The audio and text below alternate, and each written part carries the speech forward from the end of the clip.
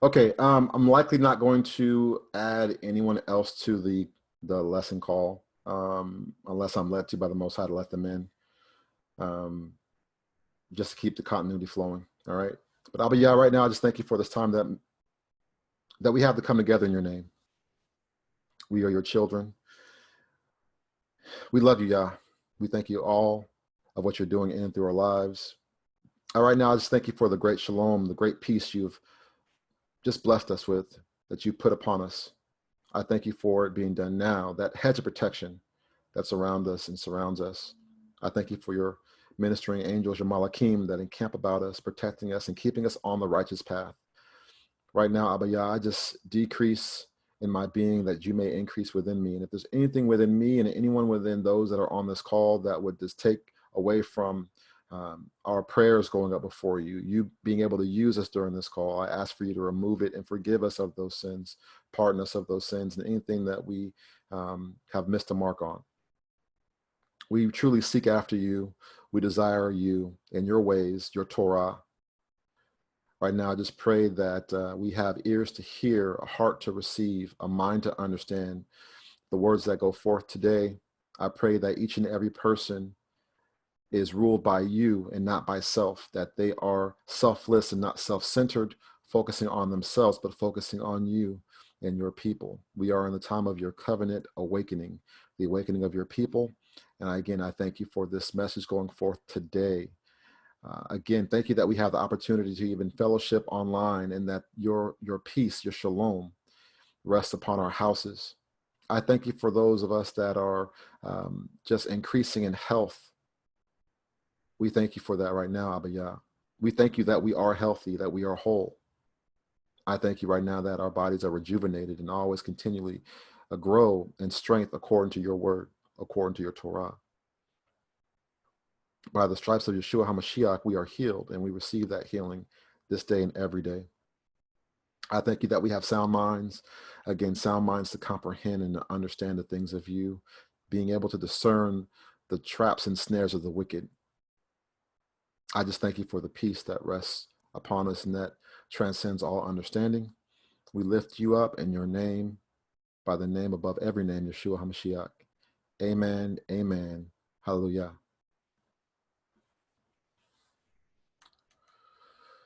Okay. One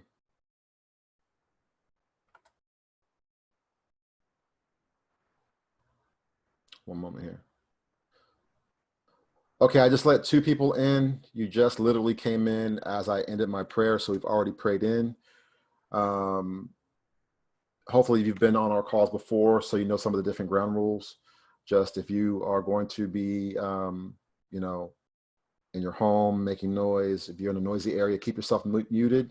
If you do want to share something or interject something that you get from the Most High, at the appropriate time, you can go ahead and do that. Just make sure that you're considerate of others and the message going forth. All right. I'm going to jump right in, share my screen.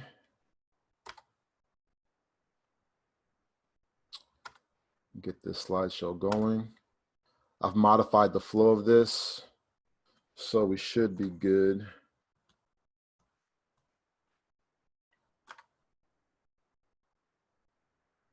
Which one is it? That one. All right, are you guys able to see this? Just give me a thumbs up, or we good? All right, good. Thank you, Ducey. Appreciate that. Again, I'm not going to be able to see the chat while I'm in this mode, so just please forgive me. All right.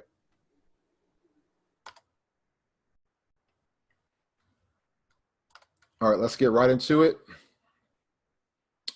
This is going to be part 3 of what we began 2 Shabbats ago in regards to going over the biblical Hebrew alphabet, because it's important for us as we dig into this Hebrew and understand it in a greater way for ourselves. We need to understand the biblical Hebrew. I don't mind going into the Babylonian Aramaic font, okay? We should know those as well. but it truly is important to understand the foundation of these scriptures so that you have a better meaning in regards to what these words actually mean. There's certain words that aren't translated, and they're not translated for a reason, because you will only be able to understand what those words mean in the biblical Hebrew. You won't be able to understand it off of just what, some European has translated, and I'm not going to dog out the Europeans and others that have, tried to translate these scriptures and these passages and these languages, because for the most part, they did a good job. These people are not stupid. Now, some of them act stupid, but these are some very, very smart people. They're not dumb. And so the thing with them is they're crafty in that they like to manipulate and deceive and hide things. That's the problem. They withhold information. They're all about information warfare. All right. Again, so things like that. I don't know who that was. And if I could see, I would probably boot you out from right now. We don't need to hear you walking around belching and farting. All right. That's not what you want to do right now. Okay. And I may even personally know you, but that's disrespectful. Okay. I'm extremely upset right now. And that's not how I wanted to start this. That's why I do what I do as a moray, as someone that's on this platform. I'm trying to set the ground rules. I'm trying to set things, establish things, so we don't have to have situations like this. So now I have a situation where I have a video that's recording and we have you walking through your house unmuted. I'm pissed right now. I could really go off right now. I'm going to try to refrain myself. All right. I'm very disappointed in whoever that was, and I may even personally know you. I'm pissed. If I find out who it was, I will watch the video over again and we're going to have a conversation, because I should not have to come on and do this every time. Don't nobody want to hear you scratching your butt. Nobody wants to hear you belching. Nobody wants to hear you farting. No one wants to hear you urinating in the toilet. No one wants to hear you in your microwave beeping. It's disrespectful. And especially if you're from one of my assemblies that I stood over, I'm really going to have a conversation with you, because this is a recording that in general is going to be recorded and broadcasted for our people to hopefully be edified, because we're in a time of darkness and you over here showing your behind, scratching your butt, belching in front of 26 people with one other person waiting to come in.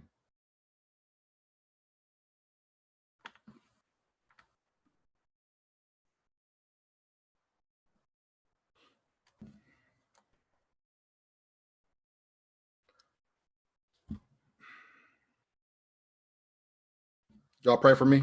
Real talk. Y'all pray for me.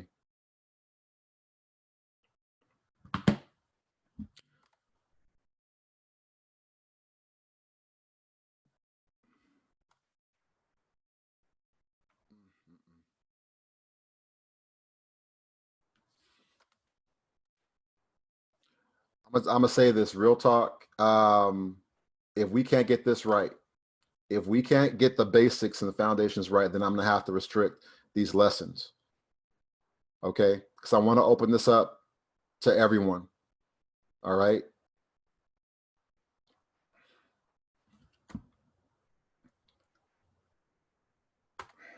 All right. I'm gonna try to move forward. I'm extremely pissed off right now. And when I find out who it is, we're gonna have a serious conversation.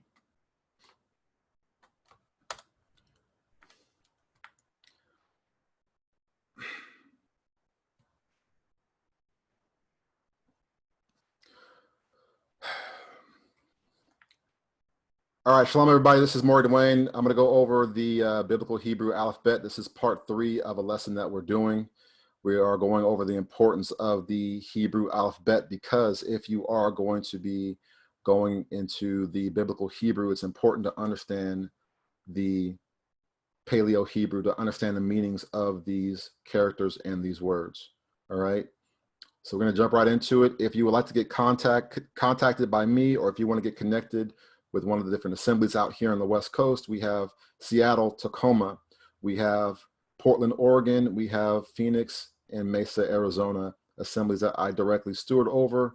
And we'll go from there, get you connected with some great local leaders that can get you supported and connected. All right. Those of you that want to participate, go ahead and unmute yourself. I'm going to go ahead and we're just going to go over some of these characters. I'm only showing just 2 slides on the ones that we have done before in the past. So somebody tell me, what is this character and what does it represent? Just jump right in. It's the Aleph, or Al, means like authority, leader. All right, very good. Anything else? What else can it represent? A strong leader. All right, strong leader. Power. Power. It also represents authority and instruction or learning. All right, very good. And source in the number 1. That's correct. So here is the evolution of the Aleph, or the Al. Okay, the original name is Al. Okay, and this is where we get our current number, or should I say letter A, which is essentially an upside down Al that's been modified. All right, very good. And again, this is part 3 of a lesson we've been doing. If you want to see the previous lessons, go ahead and look on YouTube, or potentially Facebook should have it up as well. Part 1 and part 2 of the Biblical Hebrew lesson. All right, what is this character? It's the Bet.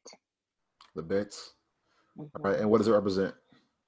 House, the house, or inside of the house, protection. Very good. What else? What else could Family. Number 2. Number 2, yes. And this actually is our Latinized, romanicized number 2, and it also is the number 2 in the Hebrew alphabet, or the Hebrew language. This represents the number 2.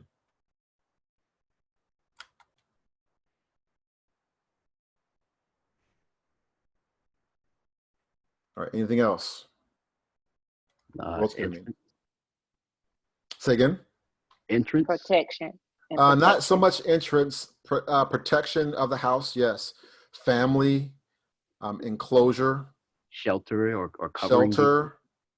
You could say covering. Again, enclosure, covering, protection. It's what separates you from the outside. You're in the house, you're within the house, and everything else is outside the house. All right, so very good. Here is the evolution of the Bait, or the Ba. All right. And so early Semitic, or the Paleo, we have on the far left. The middle Semitic is in the middle. The late Semitic is right there, the third to the right. And then you have the far right, that is going to be your modern Aramaic Hebrew character. And that late Semitic script is where we get the creation of our romanicized or Latinized number 2.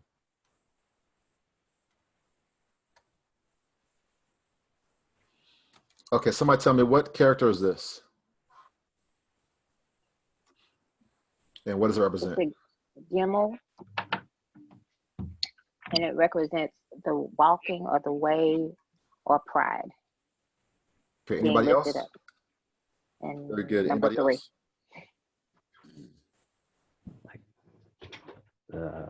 Foot, legs, like walking the water, or what was the other one? One is to gather together. Mm-hmm. Very, very good. And what is the ancient sound of this? The modern sound is more specifically the Arabic sound is Gimel. But what was the ancient sound for this? Ga. Ga. Ga. So as we progress further in these lessons into a more intermediate, because what I'm going to do is I'm going to actually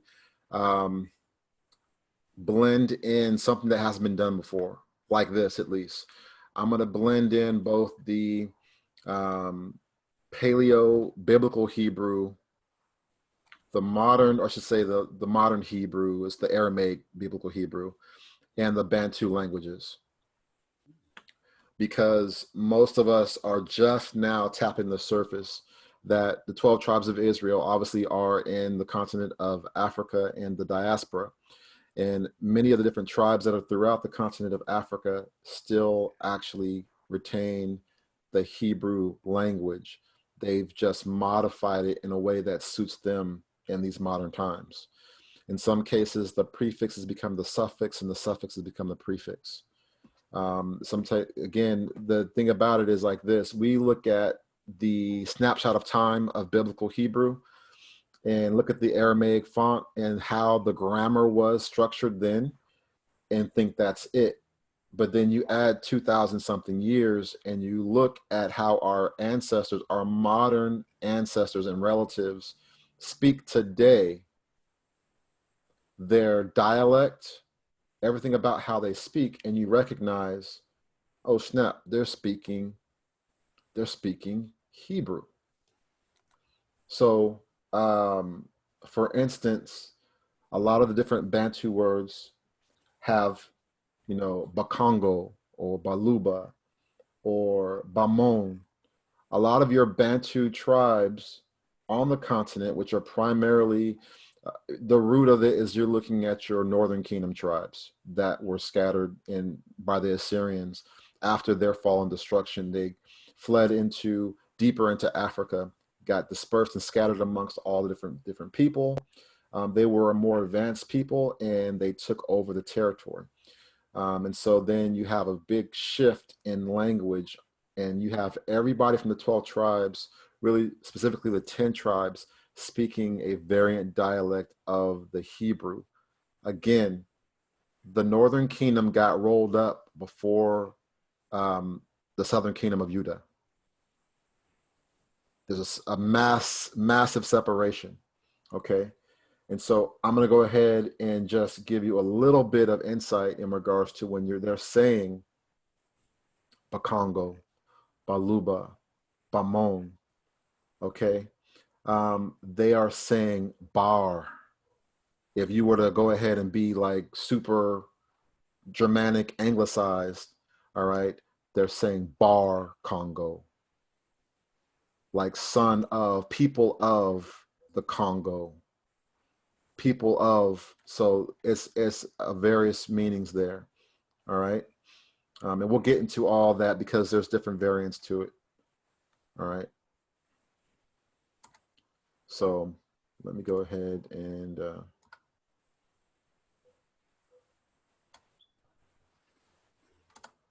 let's get going here. Here is the early Semitic of the Paleo for this, all right, which then turned to the Middle Semitic, where literally it's turned 180 degrees and inverted, which then went down to what you see in the late Semitic. Again, in regards to foot, legs, walking, and the different functions that are associated with that. All right, we did a deeper lesson already before. So again, go look at part 1, I believe. We went into this. All right, let's keep going. All right, someone break this down for me. What is this character and what is its meaning? It's the dialect. All right, and what's the ancient sound for this one? Ja. And go ahead and break down some of the meanings, please. It means a swinging door, entrance, number 4, and a way to come in and out. Very good. Anybody else? What's it mean? It also means to dangle or like to hang, like one would hang their head low. Right.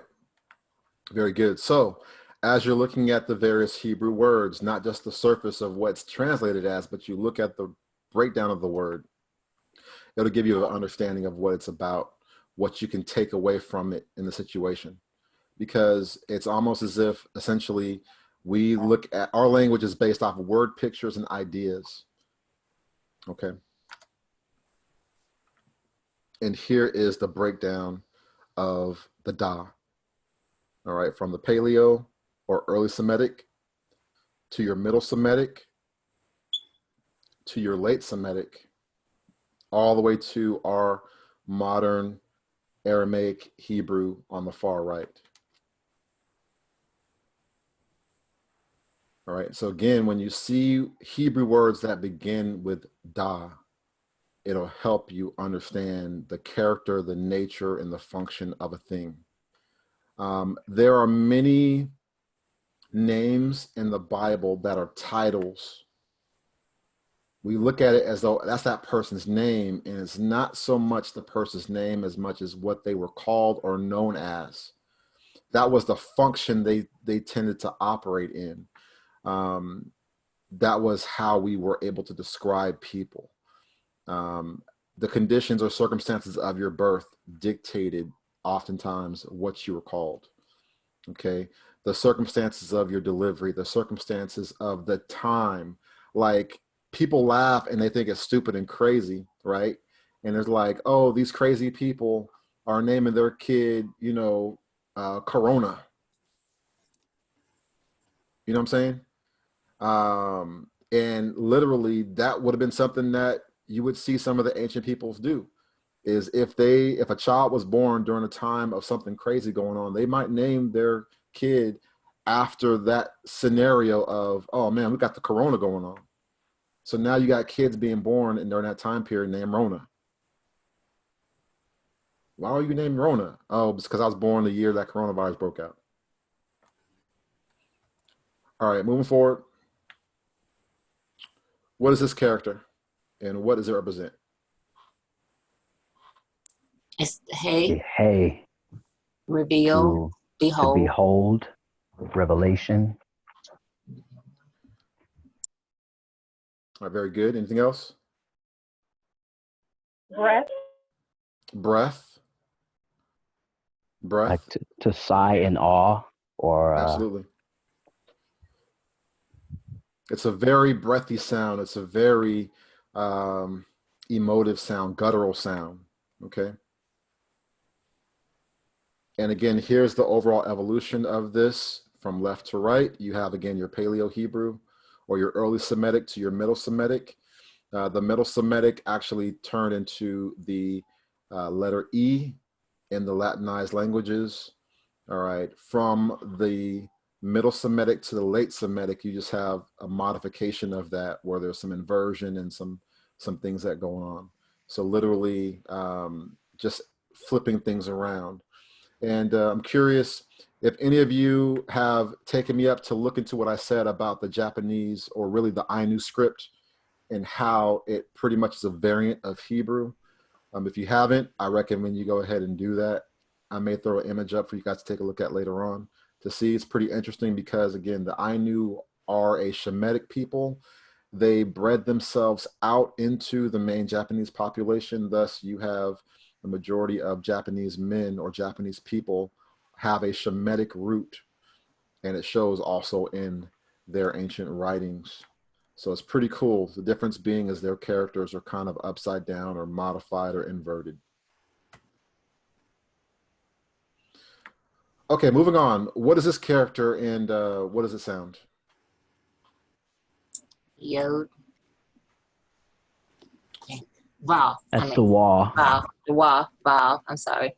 No worries. So it's interesting because, again, this literally, it is a Y, but this is the ancient character that is the root for our English or Latinized W, Y, V, and U. All of those different letters derive from the Wav. Okay. There's a breakdown right there. Again, this is a picture of a tent peg. Tent peg. All right, so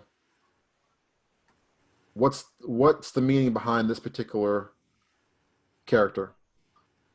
stability, join Okay. things together, All right. like a nail.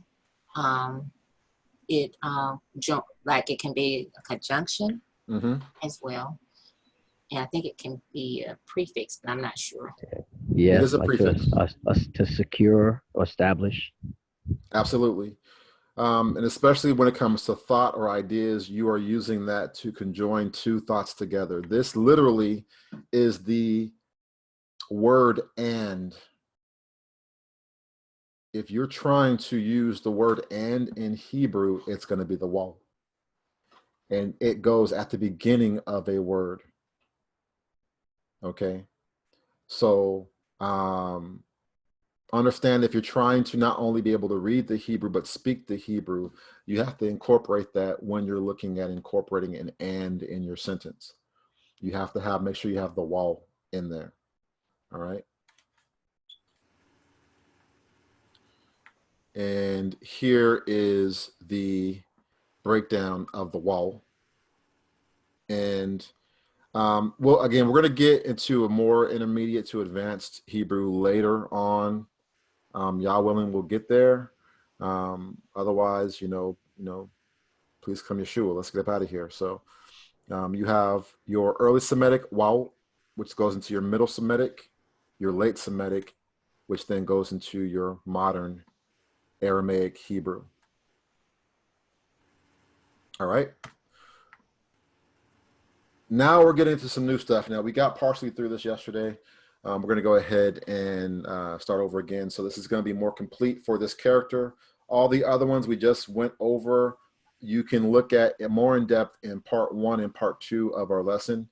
All right, so what is this character, if you know it from yesterday or just in general? What is the Zayin. name of this character and what is its general meaning? What's its meaning? Zayin, Zayin, to cut, divide, separate. crush, it's a tool. Harvest, crop, food. Very good. Break that down.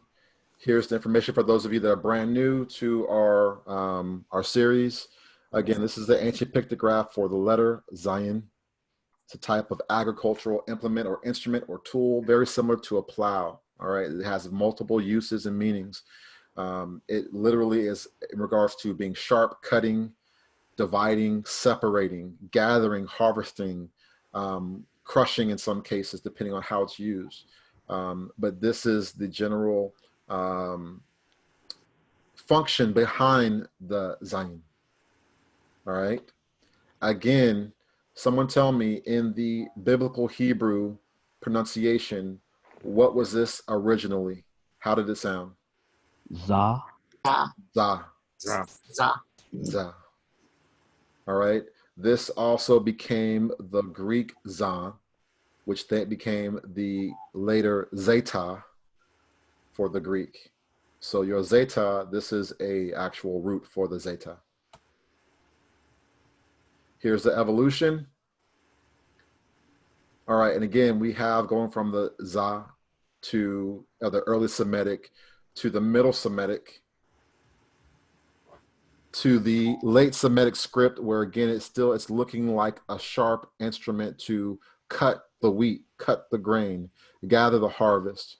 All right, when you're winnowing and you're doing things like that and you're gathering. And then through the Aramaic or the modern Hebrew, that's the character it looks like on the far right. They've just modified it a little bit, okay? Some pieces have been inverted and lengthened and, modified in a way, but that's the modern version of that. Okay, somebody tell me, what is this particular character and what does it sound? It's just a hit. Hits. All right. Now, one thing I'll say again, we're not learning the Germanic European way of pronouncing these words. The reality is that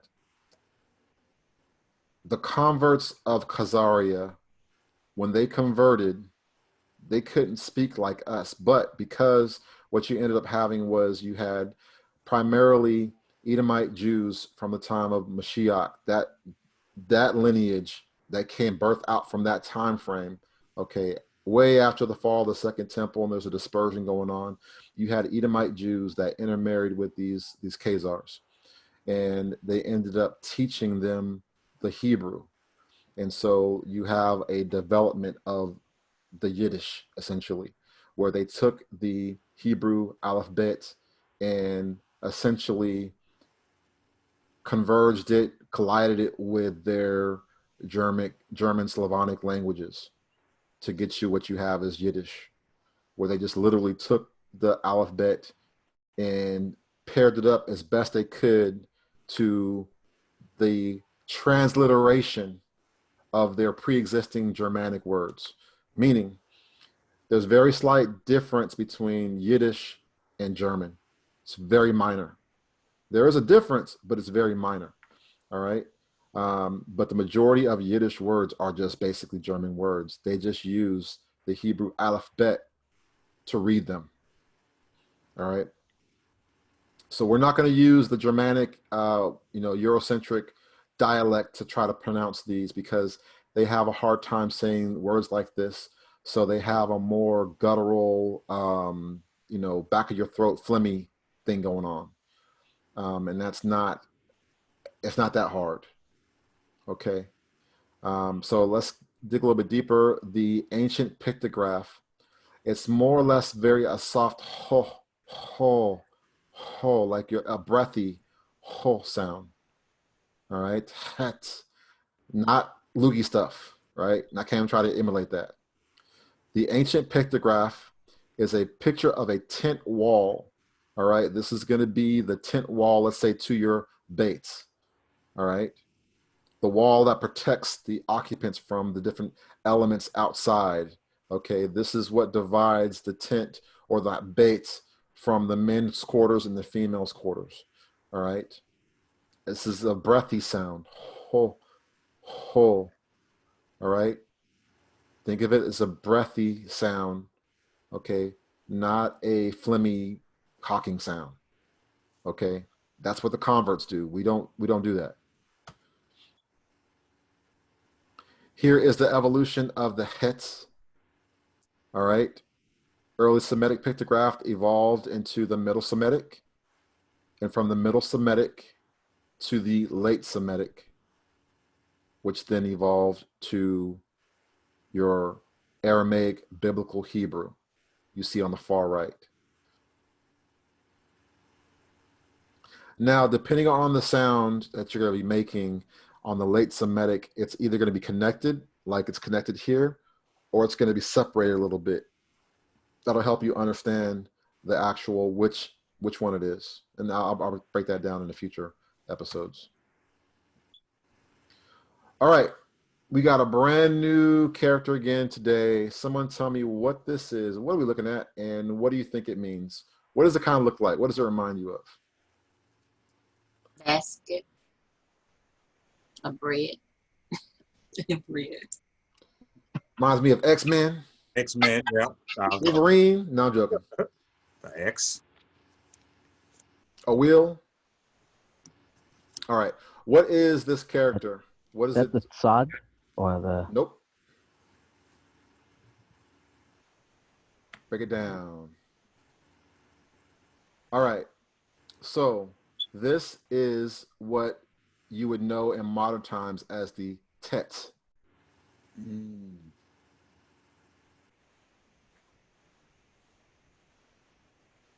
It's the Thet, but it's not hard like that.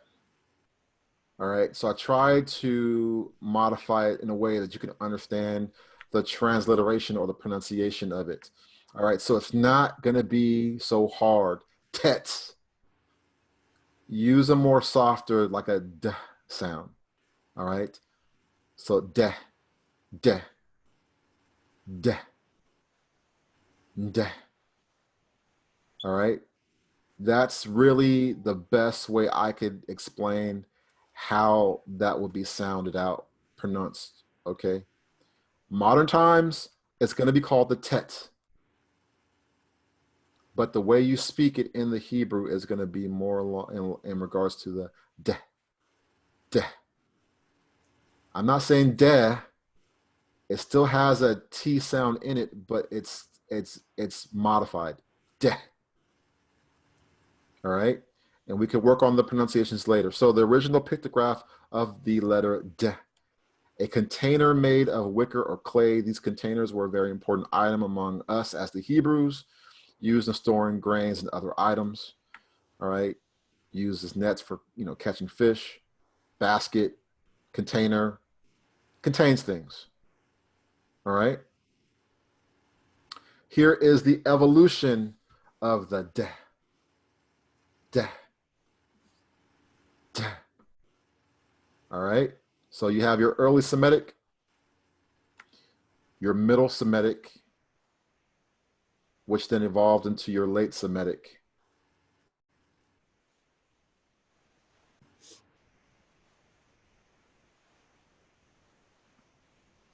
All right, you see there was very little change going on. You see the look of it right there.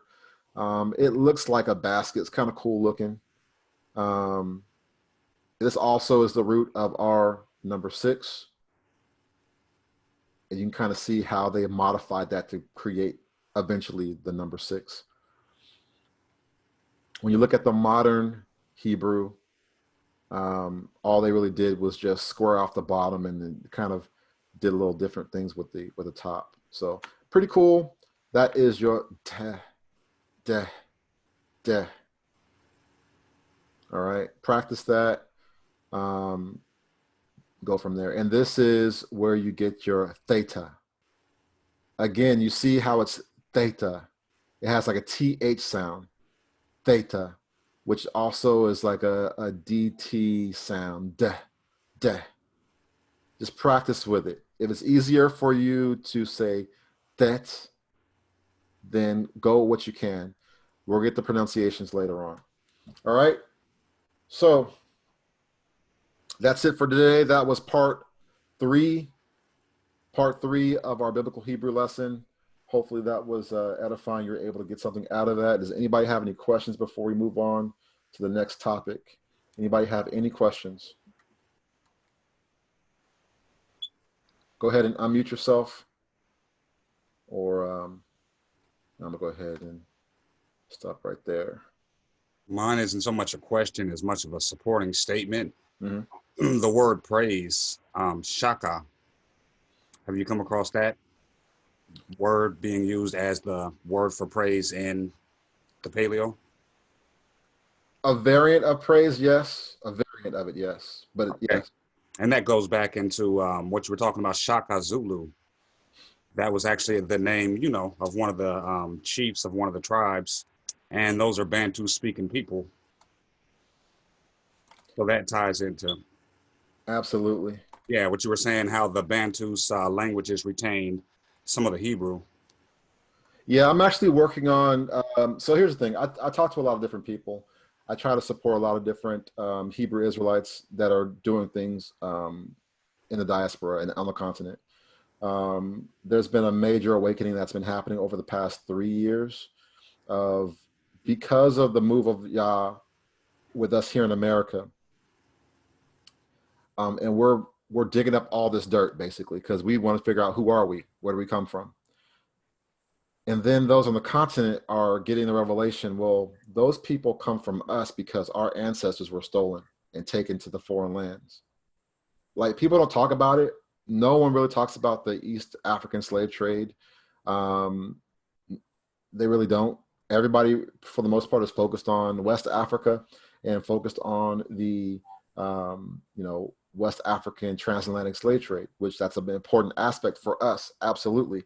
But most people don't even touch on the fact that there was an East African slave trade where the slave routes went down to South Africa, Cape Town, all the way up. There were slave ports and castles and dungeons all across the coastlands of Africa that go from West Africa, Guinea, all the way down to Cape Town, all the way up by Madagascar and Mozambique, all the way up to Kenya. And we don't recognize that, yeah, some of us have ancestry because that goes back to East Africa. The majority or bulk of our ancestry is going to be in West Africa, but a good portion is going to be in East Africa. also, what's pretty crazy is there's a good portion of people that were straight in mass kidnapped from East Africa and brought to West Africa, which then from West Africa, there's another separation to those that got brought to the Caribbean and North America. And not even recognizing. So you're wondering, like, well, most of my family, my people are West Africa, right? Benin, Togo, Nigeria, Cameroon, Ghana, maybe something like that. But then there's this rogue little element in East Africa, and you're like, where'd they come from? You may have had a greater presence in East Africa than you know. It's just that there was massive migration through the slave trade that brought you from East Africa to West Africa. People have to understand that you have Edom, Moab, and Ishmael, as well as the Hagarenes that literally were in Africa. They knew who we were. They came at us with a sword. We were known as those people that were cursed by Yah. We were known as the exiles, the people of the exile. We were known as the people of the exile. Those people over there, those are the people, the children of the exile in the continent. So we have to dig into these words. We have to dig into these meanings. So I'm really looking forward to powering through the rest of these parts and getting through as many as I can, so we can get into the learning how to read words. Like, I'm going to have us reading script. We're going to actually read the straight up script, and you'll know what it means. Not just memorization. You'll know what it means because you'll understand the actual biblical Hebrew that surrounds it and the thought behind it. And I also have, many friends on the continent, Kisi, Kikuyu, those for, Baluba, those from, Cameroon, Southern Cameroons, that know the history. They're digging into the history, and it's just powerful. It's absolutely powerful. All right, so what I'm gonna do right now, I'm gonna just take a quick short break. All right, so just go ahead and mute yourself or step away. You can go take a break, get some water, use the restroom, and then we're gonna come back into the next lesson, which is gonna be digging into, I'm gonna need us all to go to Ezekiel chapter 28. That's gonna be our base scripture. All right, so take a quick 5-10 minute break. Be back at 4:45, all right? 4:45, and then we'll jump right into it. All right. It's a 5-minute break.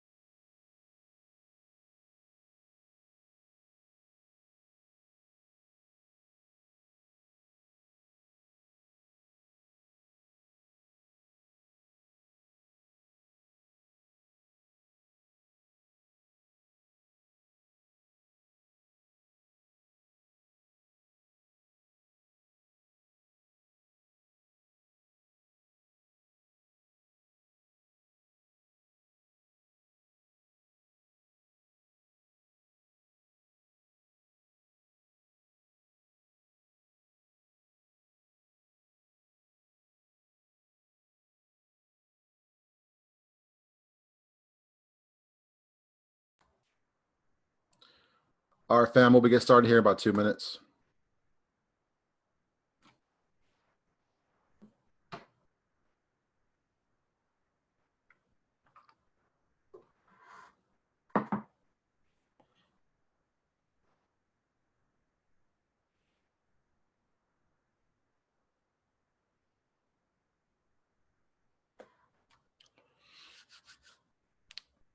And yeah, I'll wait 1 more minute.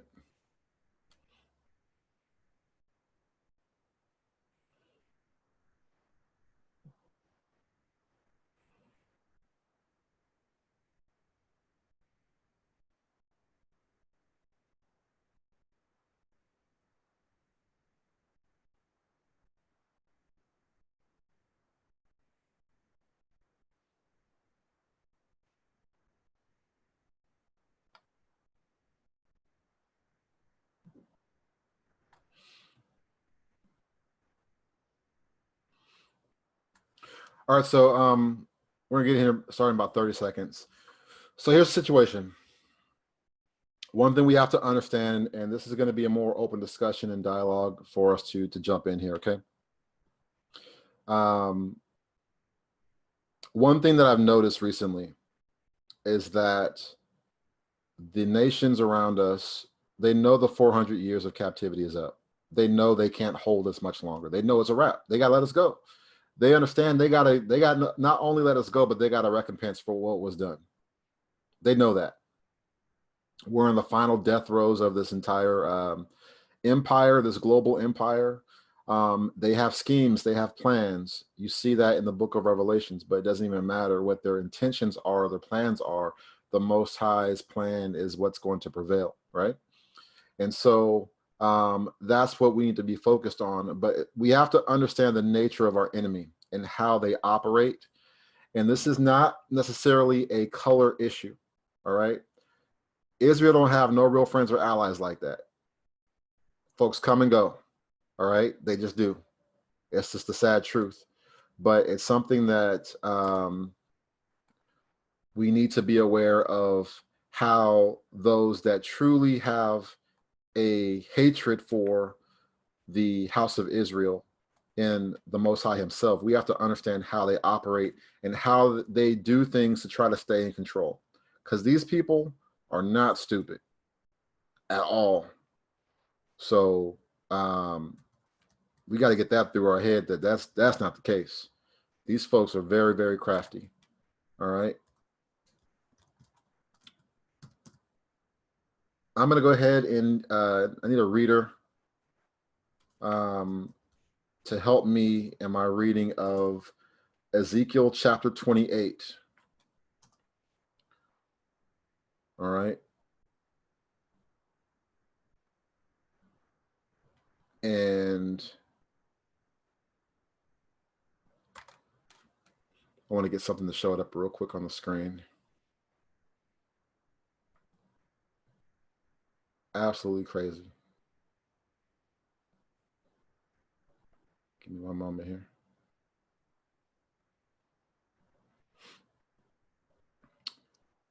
I'm going to play something in a minute. Let me just get it primed up. And then these computers. Man.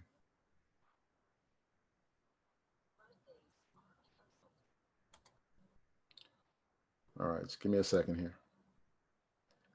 I appreciate the patience. I'm letting this buffer real quick, and then I'll be ready to go to show this, because it's very important to understand.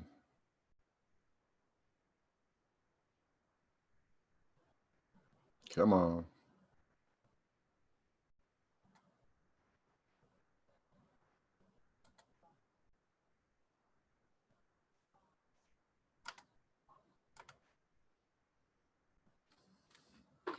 Okay, I'm back and ready to go.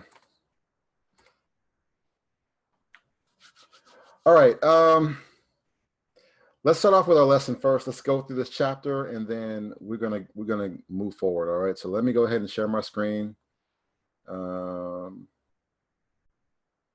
Let me share my screen.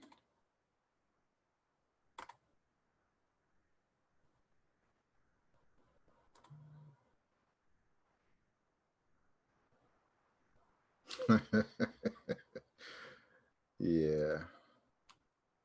All right, can you guys see? We back up? We good? Yep. Mind you, I can't see the chat, so you gotta talk back to me. We good? This Yes, is, we all right, let's get going. All right, so let's get into this thing. This lesson right here, we're going to go into is called the merchandise of deception and death. Merchandise of deception and death. Like the image alludes, you have to be very careful about the words you hear. Okay, very, very, very careful. The enemies of Israel, the enemies of mankind, really, that use words to dominate and destroy, to deceive, to exploit, to manipulate. They know the art form of deception. They know the true nature of things, while the rest of us don't. All right. Oftentimes we look at some of our brothers and sisters on the continent and look at them like they're backwards, like they're stupid. And, oh, those are just some backward black folks that, they're not even Hebrews no more. Those are some random black folks that be out there dealing with witchcraft and voodoo and hoodoo and Ifa and Odanala and all these crazy things. You know what I mean? We're the real Hebrews. We going back to the biblical root type of stuff. And the reality is them folks over there are tapped into a reality of things that most of us don't know is even alive or comprehend. And sadly, those on the continent and thus over here in the diaspora, we don't understand the power of words. All right. So if I can I get a reader? And actually, Mayala, I'm not sure if you're available right now to read. Are you available to read right now? I am. Okay, I would appreciate it if you go ahead and just read chapter 28 with me. I will pause you from time to time. What I need for us to hear is the nature of what's going forward here. So we're talking about the prince, the ruler, or the king, so to speak, in regards of Tyre. So go ahead and start from verse 1. Just read it, flow with it as you will. And I'll stop you as I may need to later, but just go ahead and read it in context. And I need all of you that are listening right now, and those of you that will be watching online in the future, to pay attention to the words being spoken. So go ahead, Miala. Okay. And it's the King James Version. Okay. The word of Yahuwah came to me again, saying, Son of man, say to the prince of Tyre, thus says Yahuwah Elohim, because your heart is lifted up, and you say, I am a Elohim. I sit in the seat of the Elohims, in the midst of the seas. Yet you are a man, and not a Elohim. Though you set your heart as the heart of a Elohim, behold, you are wiser than Daniel. There is no secret that can be hidden from you. With your wisdom and your understanding, you have gained riches for yourself and gathered gold and silver into your treasuries. By your great wisdom in trade, you have increased your riches, and your heart is lifted up because of your riches. Therefore, thus says Yahuwah Elohim, because you have set your heart as the heart of a Elohim, behold, therefore, I will bring strangers against you, the most terrible of the nations, and they shall draw their swords against the beauty of your wisdom and defile your splendor. They shall throw you down into the pit, and you shall die the death of the slain in the midst of the seas. Will you still say before him who slays you, I am Elohim? But you shall be a man and not a Elohim. In the hand of him who slays you, you shall die the death of the uncircumcised by the hand of aliens. For I have spoken, says Yahuwah Elohim. Stop right there. Thank you very much. All right, so very, very powerful. You look at the breakdown of what's happening here. What you have to understand is verse 1 through verse 10 is dealing with a man. All right, is dealing with a man. A man who had lifted himself up in his heart with ideas of grandeur about himself.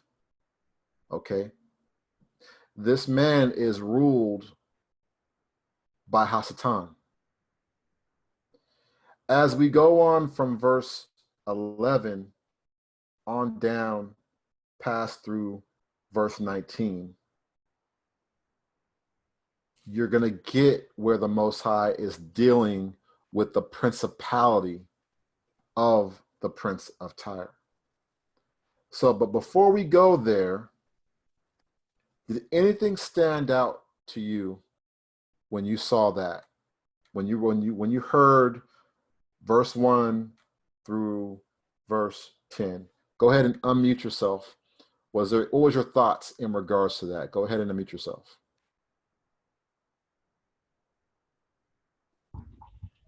First thing was that he said the word came to him. Mm-hmm.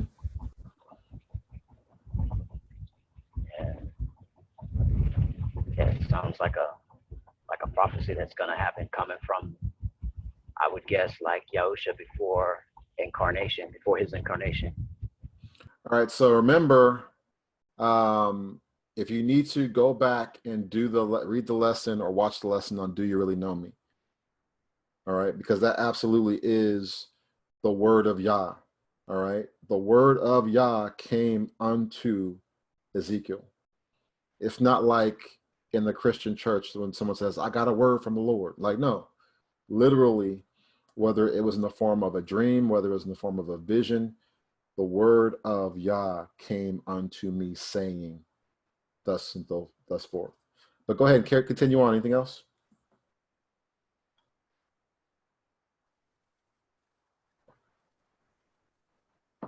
Now a lot of it got I don't know if it's because of where I'm at, but a lot of it I couldn't hear until the last maybe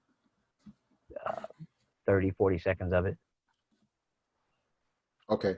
Anyone else that heard that? What are your thoughts about the lesson, what we just went through with verse 28, verse 1 through chapter 28, verse 1 through 10?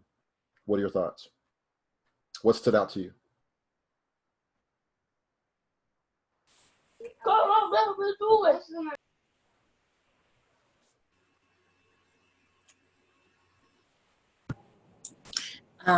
Moray Dwayne, what stood out to me was the fact that this in verse 6, it said that he had set himself up as the heart of Elohim. Mm-hmm. And that means that, to me, he felt that he was the Most High and could do whatever. Right. He had lifted himself up so high in his heart. When you hear about those situations where these men, they believe themselves to be as gods on the earth, like, you got to think on the mindset of someone on that level, that you've been handed a certain level of power and authority that the natural normal man, if not even, can't even comprehend. Literally, what you say goes. If you speak a word, someone lives, someone dies. You can just, I'm taking that, I'm doing that. And you're a commander of armies, you're a commander of nations. If your spirit man is not right, if you're ruled by the wrong Ruach or Elohim, you're going to have some problems. And this is a situation where this person is absolutely tied in with Hasatan. So anything else stand out to you guys? Jump right in. Don't be shy. So this is Karen. I have a question. Okay. So it sounds like he's speaking to this Prince of Tyrus, but it also sounds forward, speaking like prophetically. Am I right in that thinking that this could also be talking about today? So this was literally speaking to the Prince of Tyrus or Tyre. And it's a prophecy against the Prince of Tyre. Like it's literally a prophecy written, recorded against the Prince of Tyre. So in that sense, it's a prophecy that's already been fulfilled specific to the Prince of Tyre. Now, I can't get too deep into it, but there's always going to be variations on a theme. There are various people that have the same thing happen in their heart.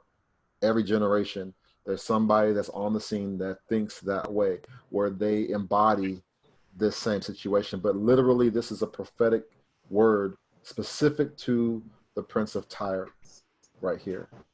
All right. And then it goes into dealing from verse 11, it goes on to deal with the principality that rules over the Prince of Tyre. Okay, thanks. One of the things that stood out to me is in verse 7, how it talks about how he's going to, behold, therefore I shall bring strangers upon you, the most terrible of nations. So it looks to me like there's different grades of terrible or of, we're not all the same. And there's some races that are more terrible than others. Right. Absolutely. And what I would ask you all to do is a word study on terrible, because it has multiple meanings. It has positive meanings and negative meanings. So there's multiple meanings for the word terrible. But absolutely, there's different gradations on, who you're dealing with in these streets, basically, right? Mm-hmm. So one thing for me, there's a couple things we're going to get into, all right? First off, verse 2. Don't overlook verse 2. Son of man, say unto the Prince of Tyre, saith Yahuwah Elohim, because thine heart is lifted up,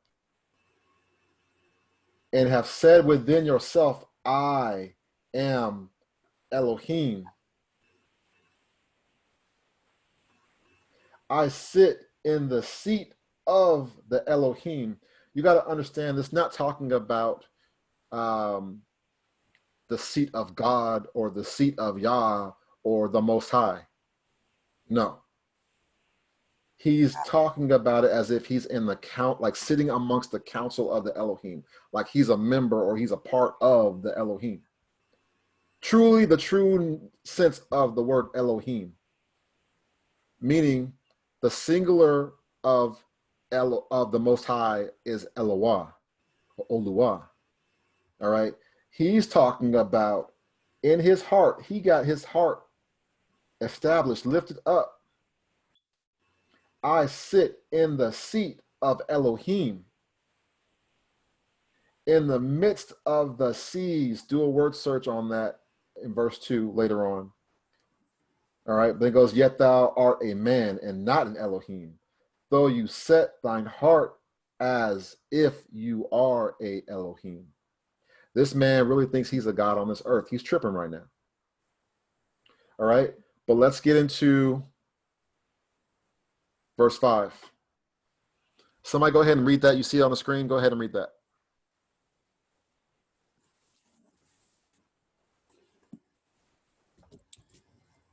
By thy great wisdom and by thy traffic hast thou increased thy riches, and thine heart is lifted up because of thy riches.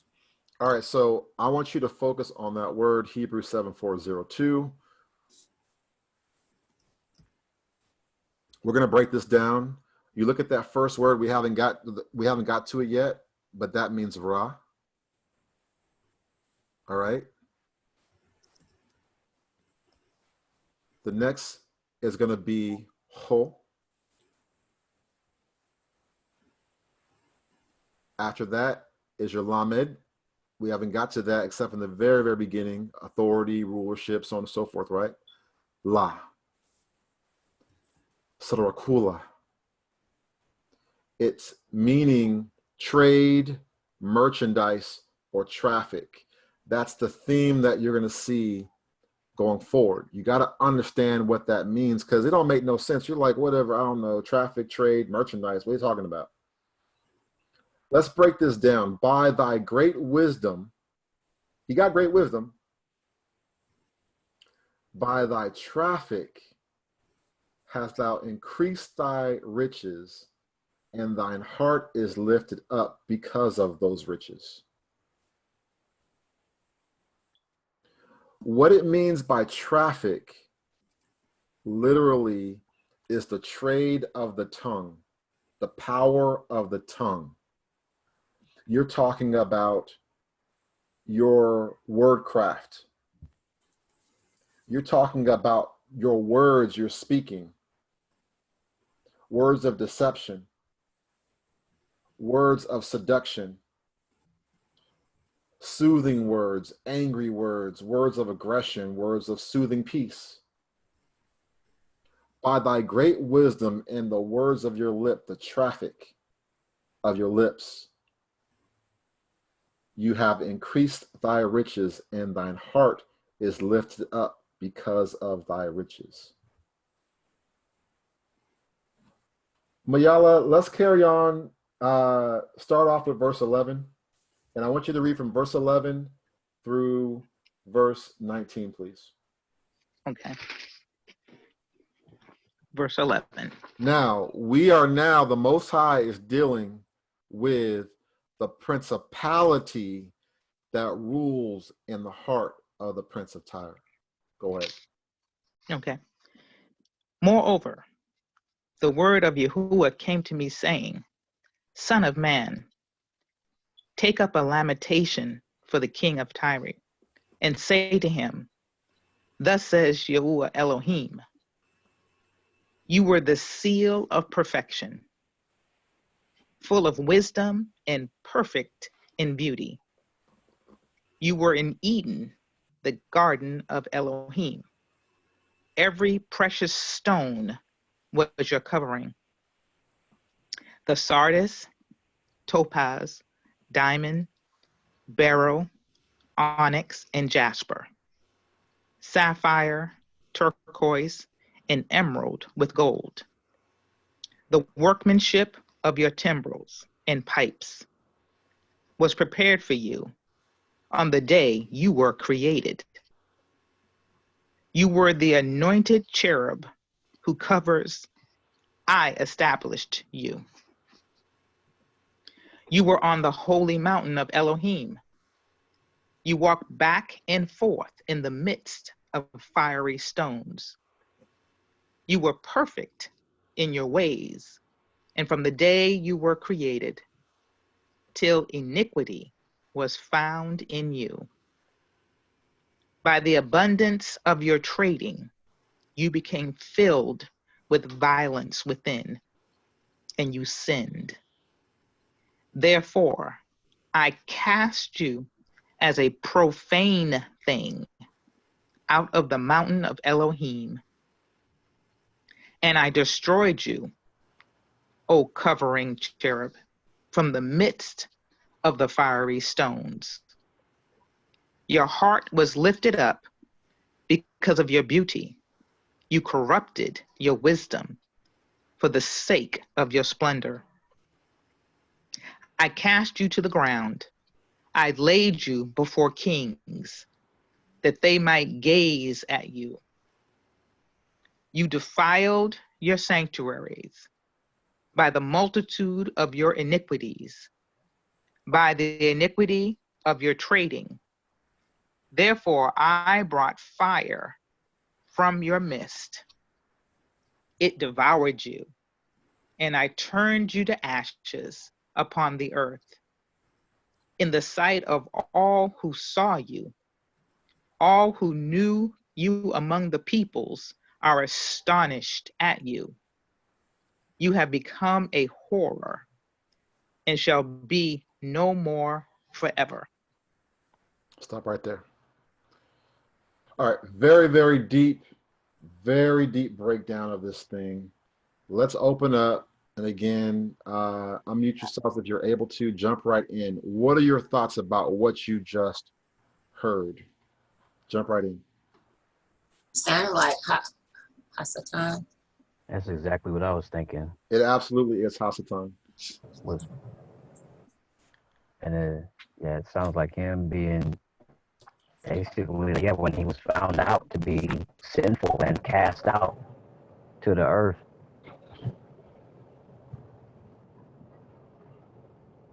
Anybody else? Seems like merchandising and trafficking, something specific, is a theme more than once in one place here. Absolutely. And we're going to go through all that because Is it's this important to understand.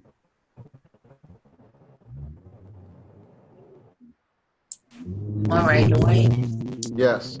And listen, if you're not speaking yet, mute yourself so we can not have feedback.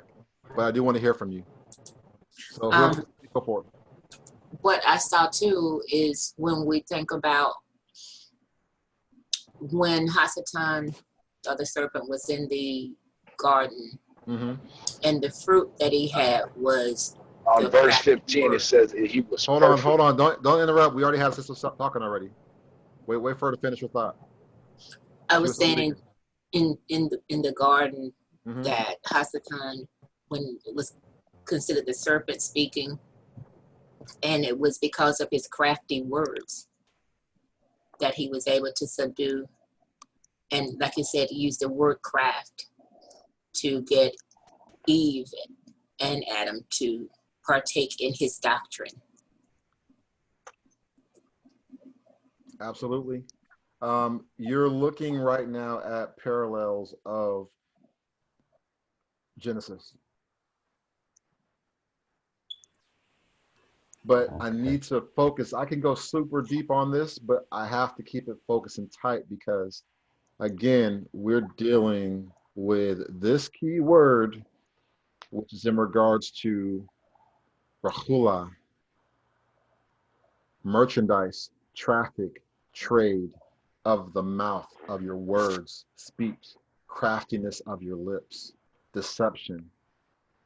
You have to understand Hasatan was able to convince a third of the Malakim, or you can say more specifically, the Elohim, the sons of the mighty one. Convince a third of them to rebel, all right, via trade. So go forward. Anyone else, jump right in, please.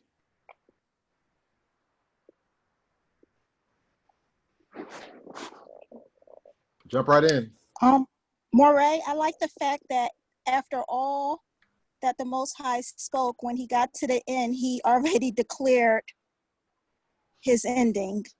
So in all of his craftiness and all his wisdom, he's already no more.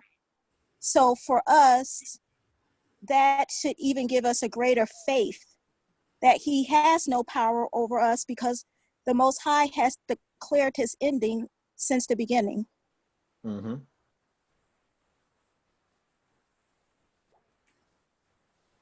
Anything else? Jump right in. What do you see here?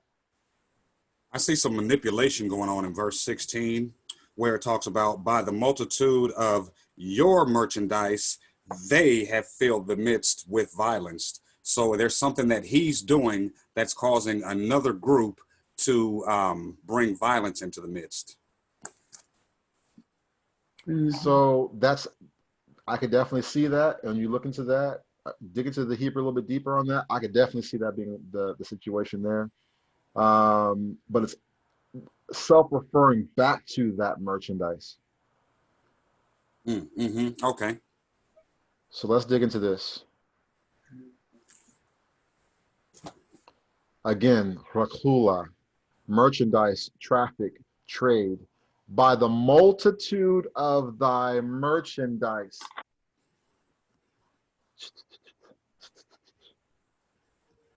They have filled the midst of you with violence. He's out there being deceptive, slandering. This is when you're dealing with all those various things of the words that are spoken, right?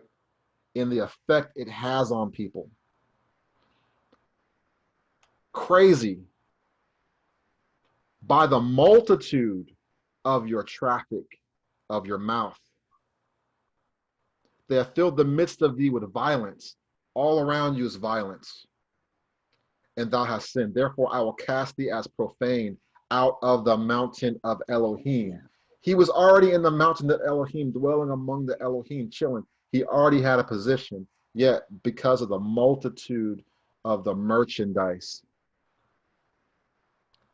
filled the midst,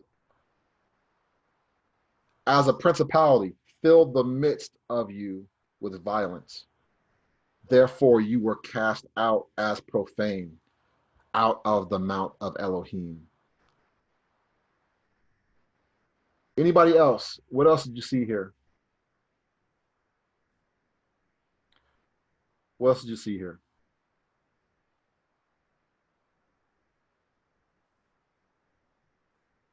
So in verse 15, it says, you were perfect in your ways from the day that you were created till iniquity was found in you. And so when I think about that, I'm assuming that, the iniquity, because of his beauty and all of his glory, he began to speak about that so much to a point where he became sinful. Is that kind of the interpretation of that you get, Dwayne? Yes. So what you're dealing with is, listen, the Most High is the Most High of free will and obedience, right? He's going to lay down what the rules and regulations are in the order of you. The order of you.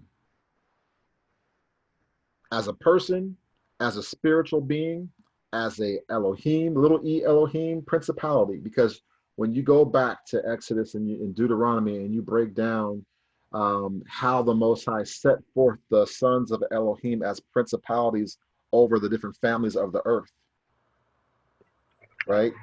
And how he chose Israel as his own personal possession, right?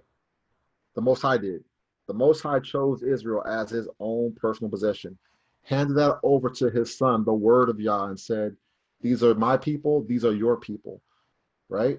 You have him going forth in Exodus, telling the descendants of Israel, right?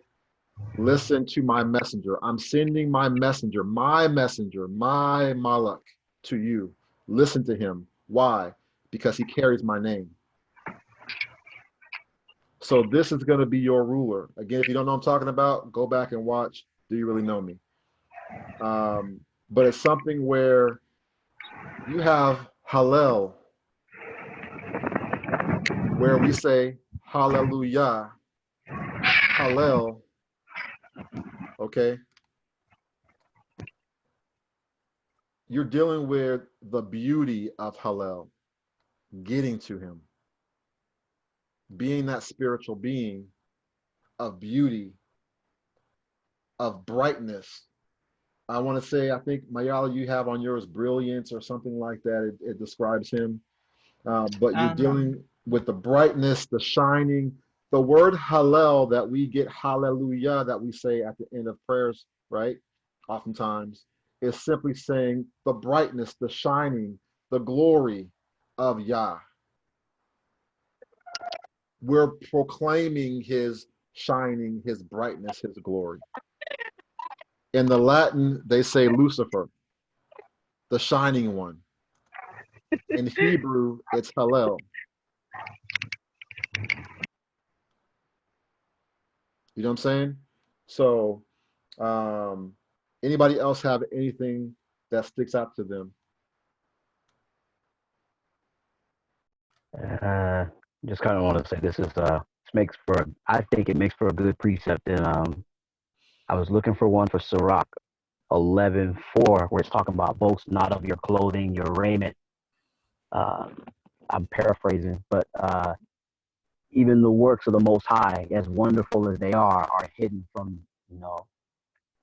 many people are just hidden, period. So basically it's talking about, don't even exalt yourself when there's stuff that the Most High does that can't nobody else compare to, and that's hidden. And yeah, this kind of sounds like it's similar because of his brightness, because of all of this that he's adorned with, and he's speaking so much about it, and it's puffing him up to the point where you trying to exalt yourself, Right. to the same level. When you look at that, right, somebody go back and read verse 13 for me, please. Verse 13. You were in Eden, the garden of Elohim. Every precious stone was your covering. The sardius, topaz, diamond, beryl, onyx, and jasper, sapphire, turquoise, and emerald with gold. The workmanship of your timbrels and pipes was prepared for you on the day you were created. So going further, you see how those things, those giftings that the Most High had given, were taken, and he was puffed up in pride, puffed up in his beauty. How about this? Puffed up in his function. Puffed up in his function. Definitely. And so for each and every one of us, including myself, all of us, we can never get so puffed up in pride and arrogance in even the function that the Most High has created us in, to think that we are bigger or greater than we really are. I mean, throughout the script, you hear, be humble, be humble. But I'm going to go ahead and for time's sake, I want to get into some more content. Again, Rahula, Rahula. Thou hast defiled thy sanctuaries by the multitude of thy iniquities, by the iniquity of thy traffic, trade, merchandise, the violence of your mouth. Therefore will I bring forth a fire from the midst of thee, it will devour thee. I will bring thee to ashes upon the earth, in the sight of all of them that behold thee.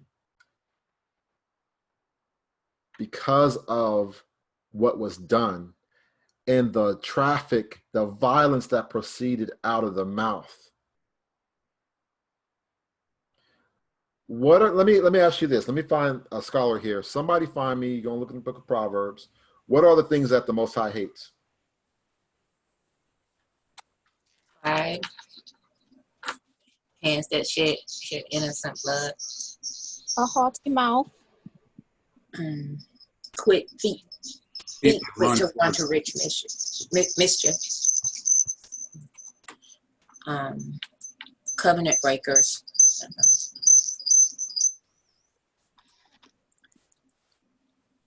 It says, So laziness. A lying tongue. Lying tongue. What's the last one? hands that shed innocent blood, a heart that devises wicked plans, feet that are swift in running to evil, a false witness who speaks lies, and one who sows discord among brethren. Hello. Accuser of the brethren? Anybody? Most definitely. That's the function. So when you see this, you don't know what really breaks this out when they talk about this. I mean, there's all kind of cool stuff we can dig into in this chapter and talk about Hasatan and all that kind of stuff. But the main thing we need to hone in on right now is that merchandise, that traffic, that trade of deception, of death, of discord between brethren, putting their mouth on you, right? They're going hard in the paint. They are mischievous. They speak violence with their mouth.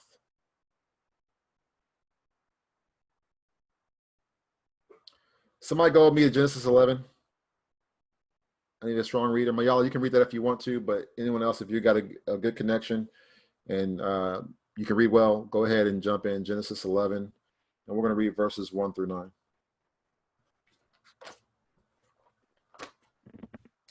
Okay. Genesis 11. And the whole earth was of one language and of one speech. And it came to pass as they journeyed from the east that they found a plain in the land of Shinar, and they dwelt there. And they said one to another, Go to, let us make brick and burn them thoroughly. And they had brick for stone, and slime had they for mortar. And they said, Go to, let us build us a city and a tower, whose top may reach unto heaven, and let us make us a name, lest we be scattered abroad upon the face of the whole earth. And Yahweh came down to see the city and the tower, which the children of men builded. And Yahweh said, Behold, the people is one, and they have all one language. And this they begin to do.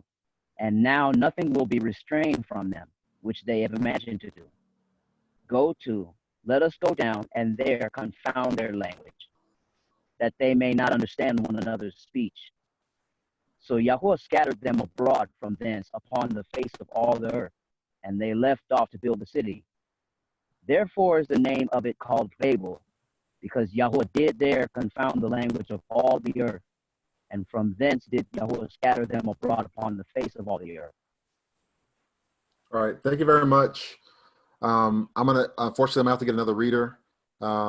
We heard most of that, but you have serious static throughout your line for some reason. So if I can get another reader to read the exact same thing, just so that for those that didn't hear the first time, can go ahead and hear, but make sure your microphone is legit and you can read it well.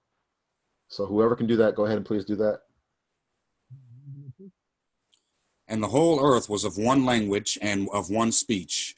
And it came to pass, as they journeyed from the east, that they found a plain in the land of Shinar, and there they dwelt. And they said one to another, Go to, let us make brick and burn them thoroughly. And they had brick for stone, and slime had they for mortar. And they said, Go to, let us build us a city and a tower, whose top may reach unto heaven. And let us make us a name, lest we be scattered abroad upon the face of the whole earth. Mm-hmm. And the Most High came down to see the city and the tower, which the children of men builded. And the Most High said, Behold, the people is one, and they have all one language. And this they begin to do. And now nothing will be restrained from them which they have imagined to do. Keep going. Let us go down, go to, let us go down, and there confound their language, that they may not understand one another's speech. So the Most High scattered them abroad from thence upon the face of all the earth, and they left off to build the city. Therefore the name of it is called Babel, because the Most High did there confound the language of all the earth. And from thence did the Most High scatter them abroad upon the face of all the earth. All right, thank you very much. I appreciate both of you guys reading those. Before I let the cat out of the bag, what stood out to you among that section? You might be looking like, this is cool. I kind of see, why are we reading this? What do you think? What are your thoughts about this Genesis 11 verses 1 through 9? What stands out to you in general? We don't got to beat it down all day, but what stands out? Hey, this is one language. Start over again. Go ahead, Sister Lisa. Oh, this is Tanya. I was gonna say what stood out to me is them wanting to like build the city and stuff. So like what I think when I hear this is that it was more than just necessarily building a city, but them wanting to like worship themselves and make themselves great. Okay. And leave Yah out of it. Very good. Very good. Also, one thing that stood out to me, can you hear me? You're breaking up bad, man, but just go ahead and try to push through it. Okay, so another thing that stood out to me is this is one more instance where language kind of unifies a whole lot of people to do wrong against the Most High, to basically conspire against the Most High. All right. And we had someone else before you. Go ahead and jump in. This is Sister Tammy. I was just saying that they all spoke the same language, and as the other sister said, they were doing this to make a name for themselves, not to glorify Yahuwah. And they were supposed to not be in the same place, but they decided that's what they were going to do. All right. And so to understand where she's getting that from, you can go ahead and read in the book of Jubilees. You can also read in the book of Jasher. It talks about how the Most High wanted to populate the earth with people after the flood.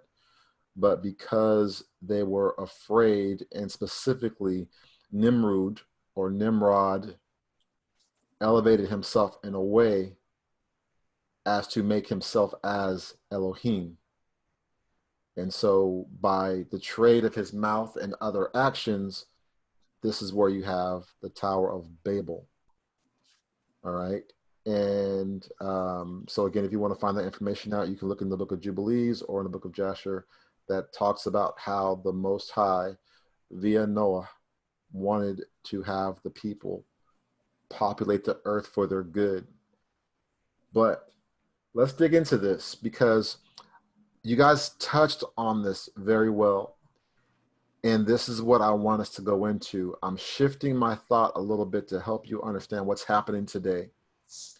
Because of the trade of the words of iniquity, words of violence, okay, words of oppression, okay, you have a situation where cursing of death and destruction goes forth. You have the understanding and revelation that good and bad can proceed and be birthed from your lips. Now, what our enemy has been able to do, especially for us in the diaspora, is to get us to curse ourselves, to get us to stand in agreement with their trade, the trade of their words, the trade of their lips, of their mouth. Brother Ducey, can you go ahead and read verse 6 again for me, please? And the Most High said, Behold, the people is one, and they all have one language, and this they begin to do. And now nothing will be restrained from them which they have imagined to do. Stop. I want you all to meditate on that. Meditate on that reality. You don't think these heathens read this book? This is their history too. This is world history right here. You don't think they're reading this? You don't think they're getting revelation on this? So they want us to keep us be confused. What? Disunity, right? Go ahead and look at the Willie Lynch syndrome. Mm-hmm. Creating entire systems of dysfunction. Look at Balaam and Balak. Balaam saying, listen, bruh, I can't touch these folks.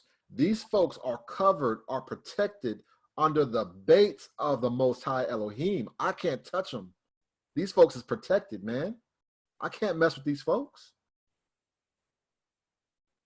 But what I can do, though, we can get them to curse themselves. Hello, wake up. Mm-hmm. We can get them to curse themselves. Listen at verse 6. Behold, the people is one, ahad, united, one accord, unity. And they have all one language. I understand you. We good. We on one accord, right? And this they begin to do. And now, I need you to understand. And now, nothing will be restrained from them. What's that last part? Read that last part in verse 6. Which they have imagined to do. Nothing will be restrained from them, which they have imagined to do. This hits so hard. Meditate on this passage. Somebody go with me to Proverbs. Oh man, where is that at? Somebody pull up Proverbs 18 and 21, please, and read that.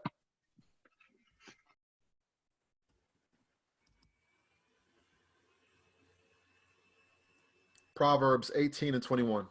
Death and life are in the power of the tongue, and they that love it shall eat the fruit thereof. Say that one more time. Proverbs 18 and 21. Death and life are in the power of the tongue, and they that love it shall eat the fruit thereof. Listen, which one you want to eat? You want to eat life or you want to eat death?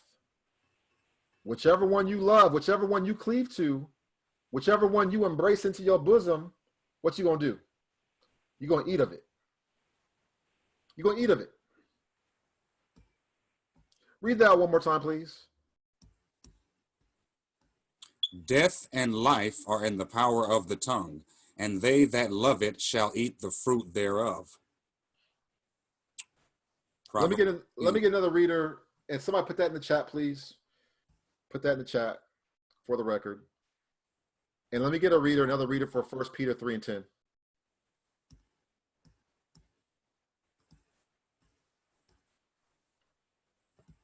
Somebody else. I'm gonna come back to you, Ducey, but I'm gonna get somebody else to get involved. We gotta get engaged. Yeah. Can you hear me? Yep, go ahead. All right, so 1 Peter 3 and 10, correct? Mm-hmm. For he that will love life and see good days, let him refrain his tongue from evil and his lips that speak no guile. Or deceit. Guile is also in regards to deceit. So read that one more time for me, please. Very good. I appreciate that. Read that one more time.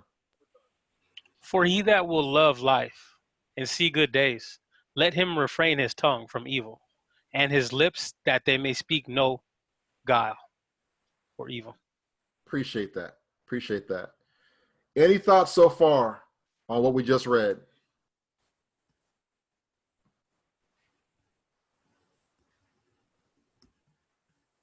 My thoughts are that our tongues, we have to, anything we speak will come to fruition because we have spoken it. Because Yah has said there's death and life in the tongue. So anytime we speak, we have to be so careful of what we say. Because if we were taught here in this Babylonian system to speak death to ourselves, even though we didn't realize that what we were doing in speaking that death. And now we need to turn around and start speaking life in order to defeat the enemies of Yah. That now those of us who are in the awakened state, we need to now speak life for us, but death to our enemies. Very good. Very good. Let me go ahead and get a reader for Proverbs 15 and 4, please.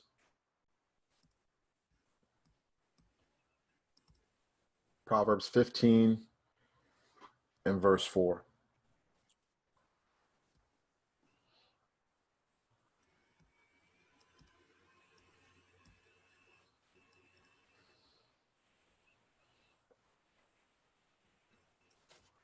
Proverbs 15 and 4. Can you hear me? Yep, go for it. Okay. A wholesome tongue is a tree of life, but perverseness therein is a breach in the spirit. Read that one more time.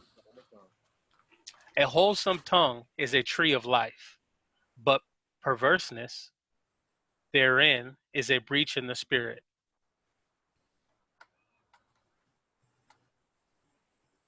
All right, read that one more again. Is my mic messing up? No, you good. Oh, okay. A wholesome tongue is a tree of life, but perverseness therein is a breach to the spirit. All right, so, man, listen. I'm asking you to repeat this, not that I'm hard of hearing, although sometimes I partially am, but because I need for this to hit home. I need for this to hit home. We have to understand the power of the tongue. that by the merchandise of your tongue, there's either going to be deception and death, destruction, or there's going to be truth, clarity, and life. And the enemies of Israel know the power of the tongue. They know what happens when you go back to Genesis and you go back and read that passage, how they were united, one accord. They weren't playing. Somebody go ahead and read Proverbs 26 and 28, please. And then I have some videos for us to go through to bring this home. All right. A lying tongue hateth those that are afflicted by it, and a flattering mouth worketh ruin. Say that one more time. A lying tongue hateth those that are afflicted by it, and a flattering mouth worketh ruin. Again, we're dealing with your mouth. We're dealing with the trade of your merchandise, the traffic of the tongue, the power of the tongue. Either you're going to have life or you're going to have death. So you have to ask yourself, what am I eating? What am I eating off of? What am I embracing? Go ahead and read Proverbs 12 and 18.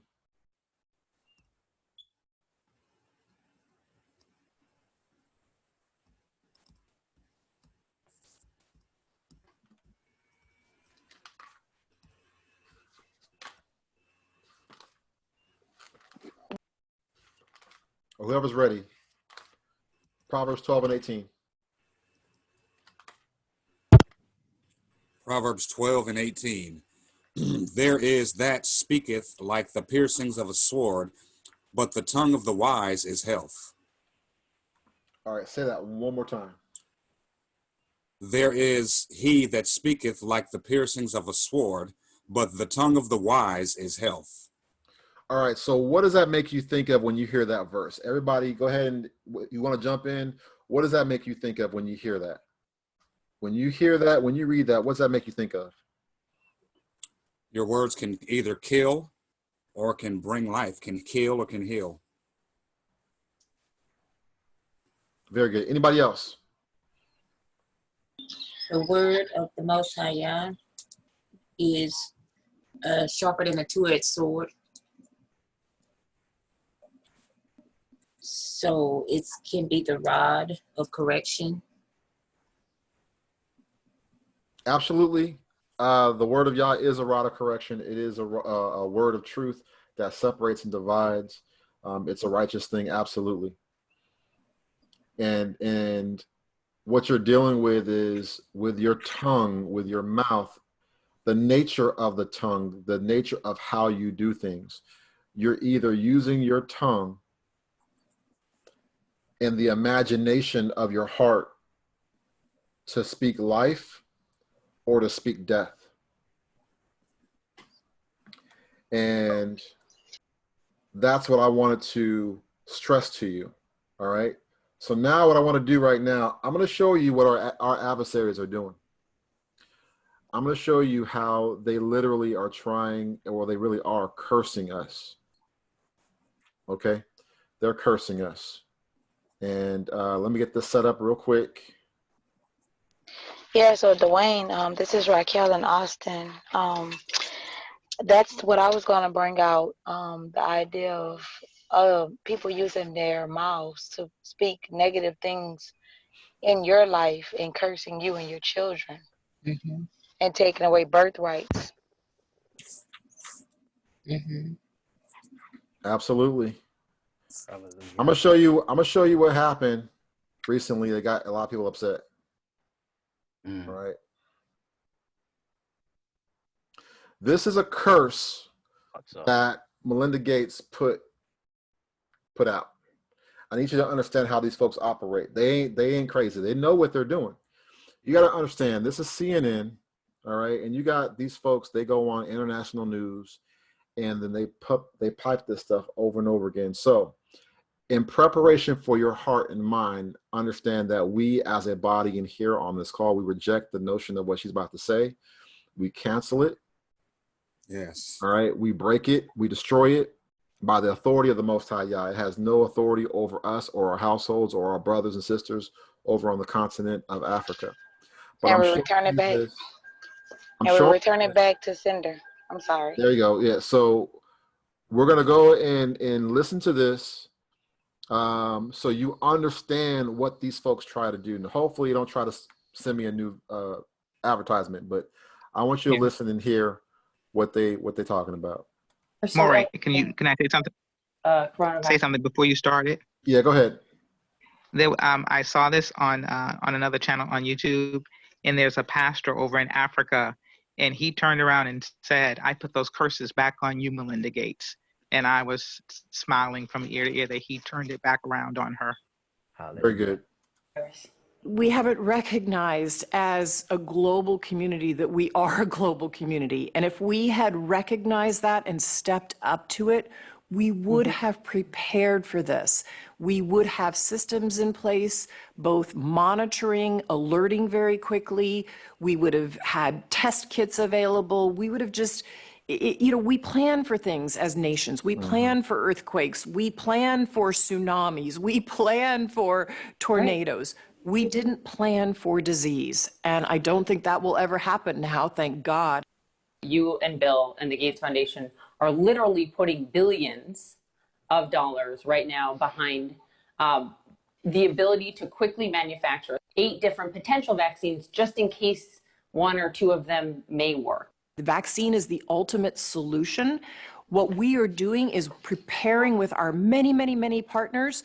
We're bringing compounds forward, and then we have about 8 different vaccines candidates that will go into trials. Those are the ones we're working on. Their partners working on others as well.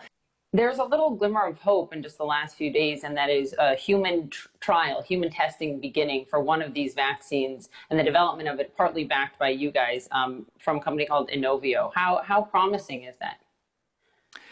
I'd say it looks promising. We wouldn't have put it into preclinical trials if it wasn't. But, to be honest, since we've been in this business before of vaccines, you want to have many candidates going into trials. So we obviously put our most promising ones forward first, but I'm going to feel better when we have all 8 into clinical trials. The fact that the data show us that African Americans in the United States are getting coronavirus more and are dying at a much higher rate.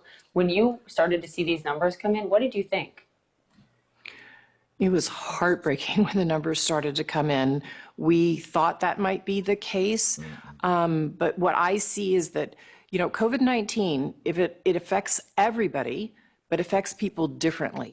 We need a national response, and it needs to be equitable. What was the moment like for you, Melinda, if there was one, when this hit you personally? When I saw what China had to do to isolate such an enormous part of their population, my first thought was Africa. How in the world are they going to deal with this? I've been in townships all over Africa in slums. When we talk about in our country physical distancing and then hand washing, if you live in a slum, you can't physical distance. You have to go out and get your meal. You don't have clean water to wash your hands. And so as soon as I saw that, and we know from the foundation's work how quickly disease spreads, I thought, oh my gosh, we have a crisis on our hands that we aren't even talking about yet in the United States and what's going to happen to the rest of the world. That's how much worse it's going to be in the developing world. It's going to be horrible in the developing world. And part of the reason you're seeing the case numbers still don't look very bad is because they don't have access to very many tests. So, look at Ecuador. Look at what's going on in Ecuador. They're putting bodies out on the street. You're going to see that in countries in Africa. You think this pandemic is just actually going to set us back in terms of gender disparity, that it will disproportionately fall on women? What do you mean? Here's what I know is that. All right, I gotta stop. I gotta stop. I'm good. Hell yeah. All right. Liars. All right, y'all. So where y'all at? You know, when I heard her speaking, you know, I had to brace myself and have the Most High change my thoughts for what I wanted to really tell her. Yahuwah Sabaoth. Yeah, Correct. Yahuwah Yahuwah Sabaoth. Sabaoth. Yeah, Yahuwah to them, Sabaoth. and the That's what prayer I is in the chat. So if you want to copy it and continue to pray, because you have to cast it down as soon as it's put out there.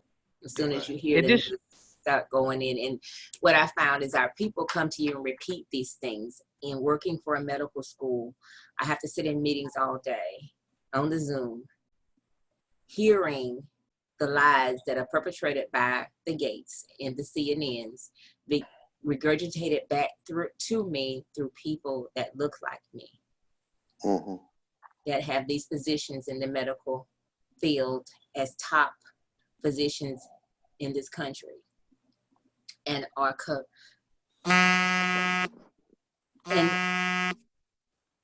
and are still encouraging, almost coercing the populace of the school to take the test and get the vaccine. Mm-hmm. Yeah, that was hard. I just had to stop it right there. It's all good. Now, one thing I will let you know, you got to recognize, and we're going to go over this, and then we'll go from there. Okay. So here's the situation. This message is very important. I wanted to move on, but most I was like, nah, you got to talk about this thing, and you got to highlight how this is operating. So first and foremost, this was a pre-packaged piece. If you notice, that video was given some considerable airtime.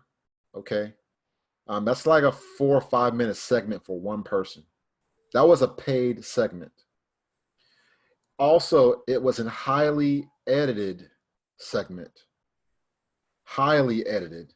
That was not something where it's just let's hop on and film and it's live. If you look back again, which I don't recommend you watch it again, but if you were to remember back, there are various cut scenes that were spliced together. That might have been an hour-long interview, 2-hour-long interview, and then they kind of spliced it together and packaged it and then served it up. And literally what she was doing was she was cursing African Americans and cursing those in the developing world, specifically Africa, seeing dead bodies in the streets. She literally was projecting and pushing that out there. So I'm done with that, but I'm teaching you this. I'm talking about this so you're aware of the power of the traffic of your mouth. Okay? The traffic, the trade, okay? The merchandise of your lips. All right? The imagination being brought forth in your mouth, you speaking that stuff. All right, so I'm going to show you a segment that was on the talk show Ellen. All right, and I'm just showing you this so you're aware of what's going on. We all know, all these folks is insane and stuff like that, but don't get caught up on her lifestyle and what she got going on. I just need you to listen because I need to teach you something. All right, so I'm going to go ahead and share my screen again. All right. And I have some content I need to share with you. All right. Can you guys see my screen? Yeah. All right. yes. I don't know why my screen's doing that, but I'm playing. He said, "How are you?" And I said, "Can you guys hear that?" Know. See, Yeah. we are sushi. Yes. You guys are able to hear that? Yes. Yes. Yes. All right. I cannot maximize it because again, I don't want to have any type of copyright issue. So just listen more than anything. All right. Now I'm going to break this down. There's a way with words. Again, the traffic of your lips. This is what we're talking about. These people are masters at manipulation. They're masters of deception. And everybody in their system on some level knows how this works. And they do it, and you don't even know that they're doing it, but they're doing it. So I'm going to go ahead and show you. I need you to listen and pay attention, very close attention. And then I'm going to analyze this and break this down for you. All right? Sushard. Where are you from? I'm originally from Israel, which is an amazing country. Yes. I travel all over the world, surprising people, reading them. It's not actually mind reading. It's more about knowing how they think. So I know how to manipulate their minds in a good way. Okay. Everybody looks so frightened. All right. I don't know what you're going to do, but do something. So yeah, so I've been traveling, and you had a birthday recently. I did. I brought you a little gift. Okay. So can we bring the gift? Not very small, but it's for you for later. All right. And I want to show you something. Are you familiar with this? This is hieroglyphics. It's called hieroglyphics. Yes. People used it 5,000 years ago to communicate. Mm-hmm. Have you ever used one of those? I have not. You have. No, have not. You have. Have. You have. Have, yes. No, we just call it emojis. Okay, all right. But it's exactly the same thing. History repeats itself. Okay. So I decided to do something with emojis. These express things that we think. And we're going to try to do something. Actually, you know, I checked all the social media. You know how many emojis are they total? No. About 42,103. Do you believe me? Okay, yes. No, don't believe me, don't believe me, don't believe me, but, all right. But I'll talk about this later. We're gonna do some selection of random emojis. I have here a notebook filled with different ones. These are known emojis. I've got here 100 known emojis. People know them, people recognize them, and you're gonna select one of them freely. So hold your hand like this. Okay. Lift one up and look at it and tell me if you recognize it. So just okay. All right. You got it? No, I don't want that one. I don't want that one. No, this is I don't the want that one. This is the one. Okay. Can I? Oh, you got. Oh my God. Okay, yeah. You got this one. Okay. No, which is good. No, this is good. No, one more and you had this one. Never mind. Yeah. This is good. This is ice cream. I don't know if you know ice cream. Okay. I don't have enough notebooks for all of you. So if maybe you want, no, you can. No, look at the board and you think of one as well. And you know, you're together. Okay. So you can stand up also. Stand up. Both of you stand up and look at the board and you think of emoji. Look at me. You have an emoji? Yep. Okay, you have an emoji? Yes. It's not this one? No. Perfect. Which one did you pick? Number 3. The one with the heart? Oh, the kiss. Yes. Mwah, the kiss, it's a good one. Which one did you choose? The smiley face with sunglasses. The smiley face with sunglasses. Is that a free choice? Nobody told you to choose this one, right? No. It's a free choice and you chose this one freely. What's the chance of someone knowing that? Not very. I didn't mean to choose that one, but all go right, ahead. This is luck. Yeah, this is all bad about luck. Yeah. Can you open the gift for me for 1 second? Okay. I did say a birthday needs balloons, so I got like 3. Which is very strange, right? Very strange. I know. Happy birthday! Happy birthday! Happy birthday! No, but I want to go even crazier than this. I've got here less known emojis, less known, so people will not feel so connected. These are, I don't know if you can see this, but these are like lots of difference. And now we're going to need the audience participation. Who wants some emojis to select? So let me go. We get some. We're gonna go. You can stand up, mix them up so we can see. Mix them up so we can see the emojis. So we can see facing Ellen and me. Stand up. Mix them up, stand up. Mix them up. You want some? Okay. Stand up. Let's go to the cheap seats over there. No, we're fine. You want some? Okay. Stand up. Mix it up so we can see they're all different. And stand up. It's good. Stand up. Mix them up. Show that they're all different. Show us that they are all different. Mix them up. Cut them. Mix them up. Ellen, you gotta choose one also. They are all different here, as you can see. While you're choosing one, you guys look at your emojis. And choose one for yourself and hold it close to your chest so we cannot see. Only you can see it. Put your finger on one of them. I don't want to choose that one, so I don't want to sit. Oh, you go with the first one? I guess so, yeah. Okay, so you can take, it doesn't matter actually. Take the first one, but don't show me. I won't. You got it? These are really all different ones. You can see these are all different ones. And here's the plan. You all selected one, and this is a free choice, correct? Nobody told you what to choose. Everything was completely fair. What is the chance That we all chose the same one. Yes. That's what I'm thinking you did to us. Will that be completely unbelievable? It will be. Wait, this is the moment where the audience goes, ooh. They always do that. Are you ready to show your emojis? If this is the same one, I will be in shock. Show us what you got. Let me see. Let me see. Okay. In Israel, in Hebrew, it's the same. No, it's not really the same. But I did say sometimes you have to look at things from a different perspective. You did select this pretty, correct? We've got two the same over there, okay?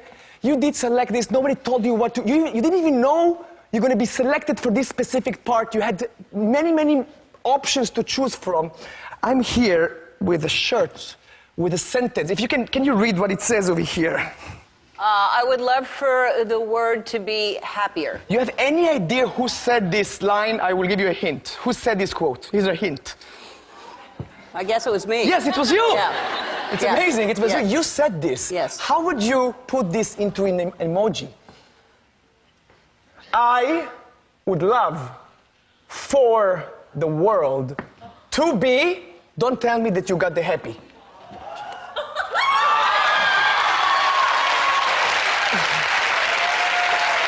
I know. It's a crazy coincidence. Crazy coincidence. Wow. I know, the chance of that is nothing, but going back to what you chose at the beginning, you didn't, nobody knew you will select this, and you selected the I sure did. The ice cream, which is number 42 in the grid. You said number 3, and you selected number 11 over there. It's kind of interesting because I kind of lied about the number of emojis. I wrote here 42, 11, and 3, which is exactly what you said. But yes, sometimes you need to look at things from a different perspective. It says Ellen, which is you, Ellen. All right. Let's go ahead and unlock this. First and foremost, what are your thoughts when you see this? Musician. You said a musician or magician? Yes, a magician. Witchcraft. Okay. Yeah, witchcraft. Exactly. He's manipulating words. Was, He's manipulating. Yeah. He said it was not bad. It's good. Which it is bad. What else you got? And he could be an illusionist, though, because he said that all the things are different, but there's a poop emoji still right there on the table, but there's also one in his pile, so it could be some card tricks. Trickery. All right, what else? Hey, whoever It with just the made me TV, feel like I was at a circus. 1 second, whoever with the TV, just mute yourself or step away from the TV.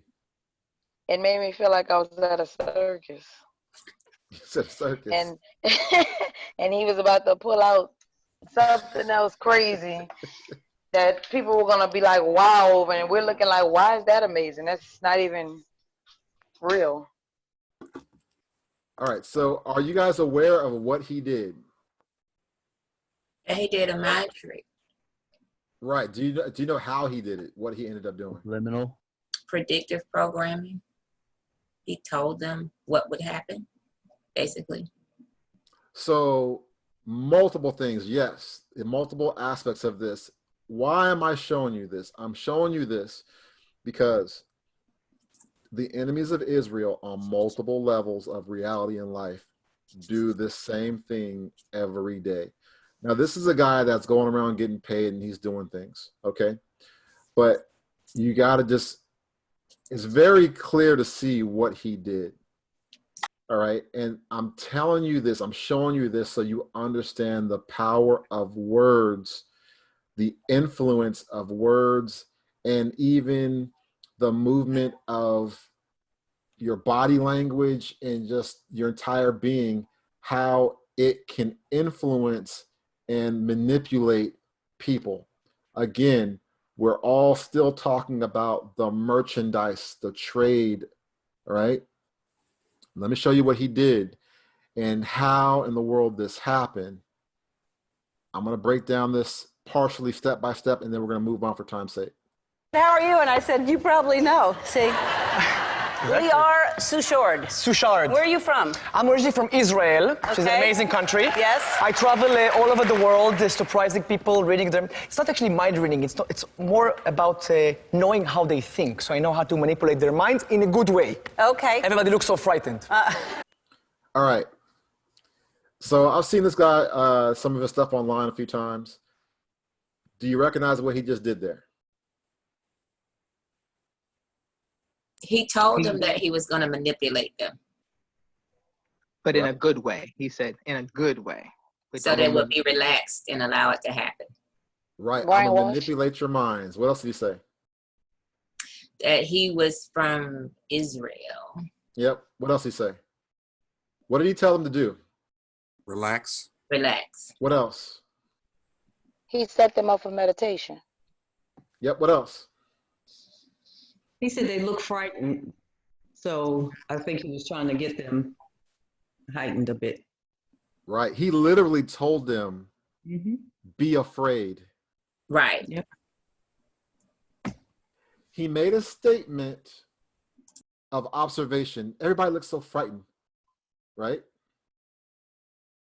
So I'm gonna play it again so you can catch it. Okay. Everybody looks so frightened. All right. I don't know what You catch that? So that was an implant in the mind, subconsciously or consciously, to the people to be somewhat afraid of him. Let's carry on. you're going to do, but do something. So yeah, so I've been traveling, and you had a birthday recently. I did. I brought you a little gift. Okay. So can we bring the gift? Not very small, but it's for you for later. All right. And I want to show you something. Are you familiar with this? This is hieroglyphics. It's called hieroglyphics. Yes. People used it 5,000 years ago to communicate. Have you ever used one of those? Have not. You have. No, have not. You have. Have. You have. Have, yes. No, we just call it emojis. Okay, all right. But it's exactly the same thing. It's All right, so you recognize the numbers on each of the different characters? Okay. All right, let's go. It repeats itself. Okay. So I decided to do something with emojis. These express things that we think. And we're going to try to do something. Actually, you know, I checked all the social media. You know how many emojis are they total? No. About. What I want you to do here, and this is what subconsciously is happening every day. It happens in the news media. It happens when you're dealing with people in person. It happens all the time. These folks know what they're doing. They're not stupid. They know what they're doing. Okay? It happens all the time in business. All the time. What I need you to do is recognize what you're already seeing, but you're not acknowledging it because it's subconscious. I need you to look at what he's doing. Look at the hand movements he's doing on that big old board. No different than how to read someone's lips. You may not be able to actually hear what they're saying, but you can read their lips, how they're mouthing, right? The same way your eyes can imagine what the person is writing, even though you can't see it. Does that make sense? Yes. Yes. All right, so watch his hand movements on that paper or that board and imagine what is he physically writing based solely off of his hand movements, not what the trade is coming from his mouth, but what he's actually doing. You know how many emojis are they total? No. About 42,103. Do you believe me? Okay, yes. No, don't believe me. Don't believe me. Don't believe me. What did he say? How many emojis did he say there were? 42,103. What did he actually write? 42,113. Right. I saw it. He did one. Right. So he spoke something by the trade of his lips, and he actually wrote something that your eyes subconsciously were able to pick up. So he literally right there implanted in the audience some characters. Let's look and see what. All right. But I'll talk about this later. We're going to do some selection of random emojis. I have here a notebook filled with different ones. These are known emojis. I've got here 100 known emojis. People know them, people recognize them, and you're going to select one of them freely. So Okay. hold your hand like this. Okay. Lift one up and look at it and tell me if you recognize it. So just Okay. one All of right. them. You got it? No, I don't want that one. I don't want that one. No, this is I the don't one. want that one. This is the All right. So, first and foremost, trust no man. Mm-hmm. Where'd that book come from? Who Him. had that book? He did. The book came from him. Do we know about that? Anything about that book? No. No. My assessment is reality is that that book probably has unequal lengths of paper. So when Yes. she's lifting and trying to find one that she wants to go to, it's automatically going to go to the one he wants her to go and pick. Which is the longest one. All right, which is the doo-doo. Mm-hmm. Right. And when she said, "I don't want that one. I don't want that one," he knew he had the right. That she had chosen the right one. Right, and now you're going to see him being manipulative and forceful to her that she can't change it. one. Okay. Can I? Oh, you got. Oh my God. Okay, Yeah. you got this one. Okay. No, He tries to deflect with comedy and amusement, but which is good. No, this is good. Look, one more and you had this one. Never mind. Yeah. This is good. This is ice cream. I don't know if you know ice cream. Okay. I don't have enough notebooks for Ellen's pissed right now. all of you. So if maybe you want, no, you can, no, look at the board and you think of one as well. And you're together. Okay, so you can stand up also. Stand up, both of you stand up and look at the board and you think of emoji. Look at me. You have an emoji? Yep. Okay, you have an emoji? Yes. It's not this one? No. Perfect. Which one did you pick? Number 3. The one with the heart? Oh, the kiss. Yes. Mwah, the kiss, it's a good one. Which one did you choose? The smiley face with sunglasses. The smiley face with sunglasses. All right. You got your 11 and you got your 13. Right there. That 113 you saw, when you saw him actually write 11 and he said the whole 42,103 or whatever he said, but he literally went like that for the 11. You subconsciously saw him put 11 and he vocalized the 3 right there. Is that a free choice? Nobody told you to choose this one, right? No. It's a free choice and you chose this one freely. What's the chance of someone knowing that? Not very. I didn't mean to choose that one, but go ahead. This is luck. Yeah. All right, so you see, she's still upset. I didn't mean to choose that one. Yeah. But yeah, whatever, dude. All right, you get it? So I'm going to stop right there. I'm not going to beat that down too much. But I wanted to show you that so you understand how people can manipulate you with programming. They can say certain things. They can do certain things that influence you. Okay? It's a mixture of deception, manipulation, and anchoring of the words that come out the mouth or the body language, signs and symbols, because your mind is going to interpret certain signs and symbols like the Paleo Hebrew. Your mind is going to comprehend it a certain type of way, naturally, which is the reason why you got some people that can have entire conversations based off a few words and emojis. Does that make sense? Yes. Yeah. All right. Anybody have any questions so far? I have a question or maybe a comment. Go ahead. With all that we see with the sports and the commercials and what's put before our Hebrew men and women, but mostly men, how is this continuing to love them to sleep?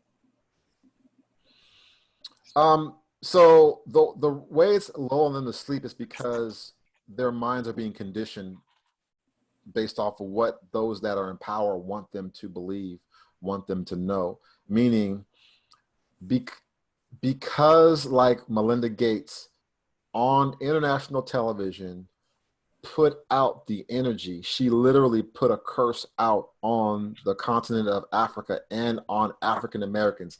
They declared a statement and put it out there. And as long as the media and those in power push that narrative, they have to get you to believe it. They have to get you to believe it. It has to pierce inside you to break down into your consciousness for you to accept the curse. And the fear lowers your immune system. It destroys you. So I'm gonna show you a couple things that blew me away. All right, and this goes into the power of your words, positive and negative. So I'm gonna go ahead and play this here, and then we'll go from there.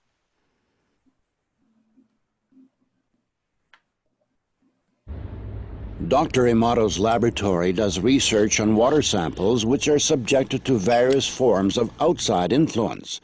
The impressions made upon the water are recorded by swiftly freezing it in a cryogenic chamber. This is what water heated in a microwave oven looks like. This is the effect of a mobile telephone. Somebody said, "Thank you to this water." Excuse me. You disgust me. Let us see how this type of water affects human blood. The doctor is drawing blood from a patient's finger. Using a special microscope, we shall be able to see the condition of her body from this drop.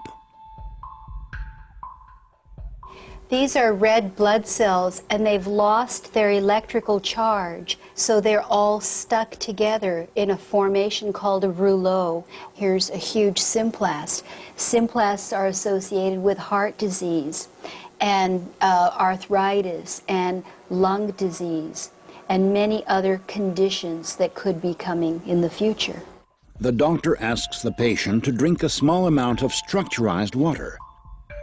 After 12 minutes, the doctor again draws blood from the patient and studies it. So you can see that the cells then become buoyant, they become slippery, and they have their electrical charge, so they repel each other.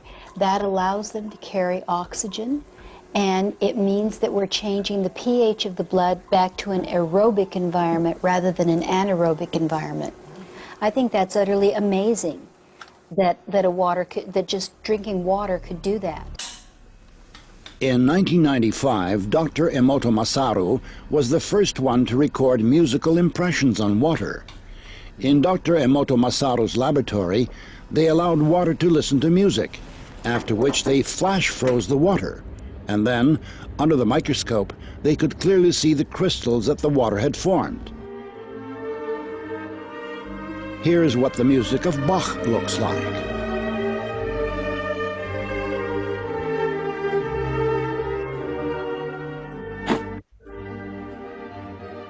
Mozart.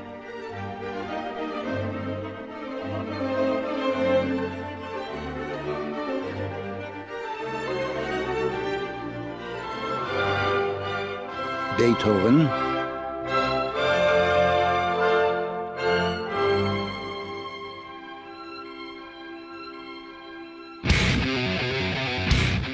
Heavy rock.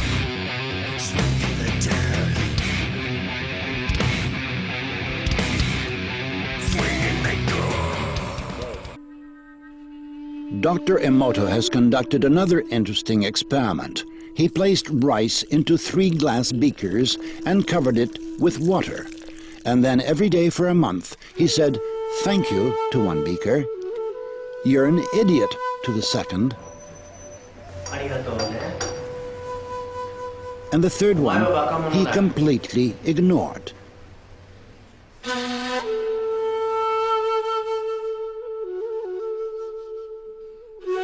After 1 month, the rice that had been thanked began to ferment, giving off a strong, pleasant aroma. The rice in the second beaker turned black. And the rice that was ignored began to rot. Dr. Emoto thinks that this experiment provides an important lesson. especially with regard to how we treat children. We should take care of them, give them attention, and converse with them. Indifference does the greatest harm. There have been many wars on religious grounds in human history. But in our experiment, water reacted to individual words that had a religious content by forming beautiful crystals. This means that the conception of our nature coincides with each religion. The Christian prayer, the Buddhistic prayer, the Muslim prayer. Dr. Emoto presumes that serious crimes are committed most of all in areas where people curse the most often.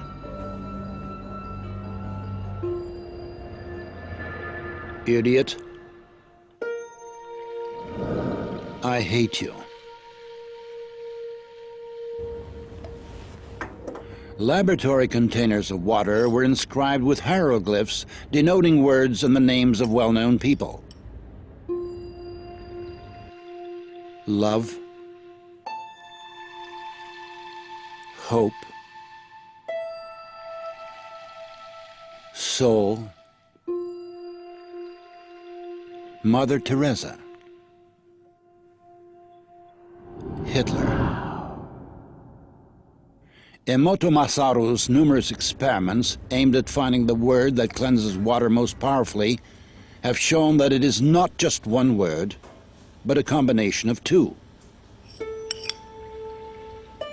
Love and gratitude.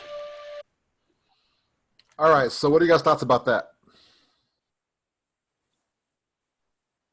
Wow. Very interesting.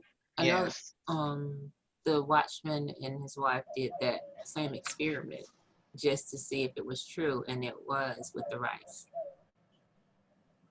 And they showed it, what they had done it, I guess, as a science project because they homeschool. Mm-hmm. And they did the same project. And getting back to what I was saying before, and I thought of this when we first came on, you know, in our community, we do a lot of the dozens. If you were a child and you grew up, we call it Jonin, the dozens. And I see people still doing this as adults.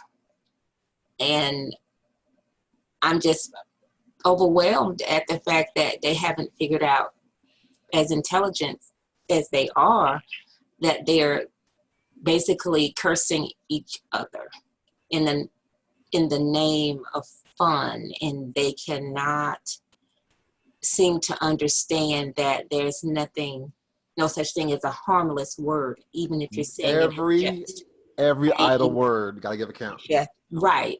And the scriptures say this so plainly, and you'll get out there as if, you know, we're Hebrews and we know supposedly the word, but we don't conduct ourselves as the special people we are. The words we speak have power. Right. We are Elohims. And the other thing about calling your children names, like labeling them as bad, mischievous, you'll be good for nothing, you're just like your daddy. All these words, which I, as a mother, didn't understand a lot and used some of these words, but quickly understood that was not proper as I got older and became a more mature adult. Anybody else? What are your thoughts? I had a thought on this when I saw the Mother Teresa crystal. Her being, if I'm not mistaken, a Catholic, and obviously all the flaws in there.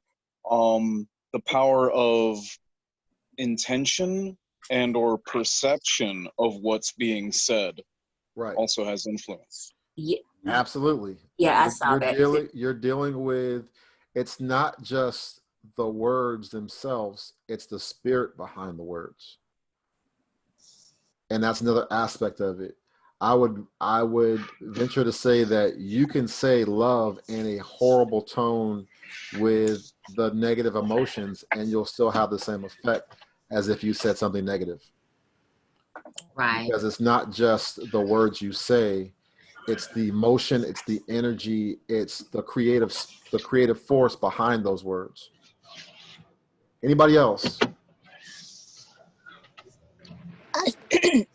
I find it interesting how everything has life in it.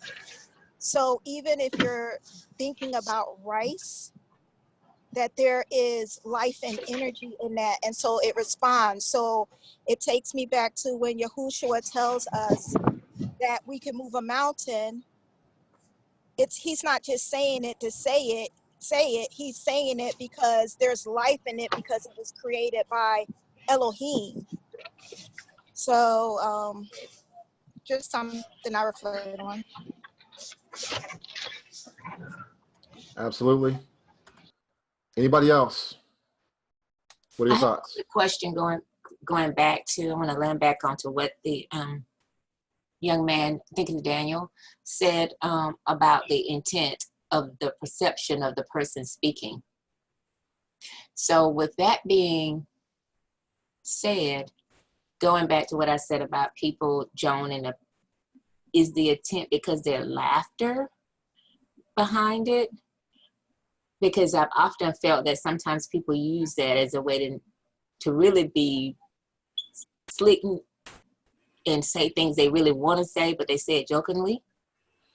But I know it's just kind of like the intent behind it. But as you said, we should not be vain and vain babblings, and we have to be held accountable for everything we say.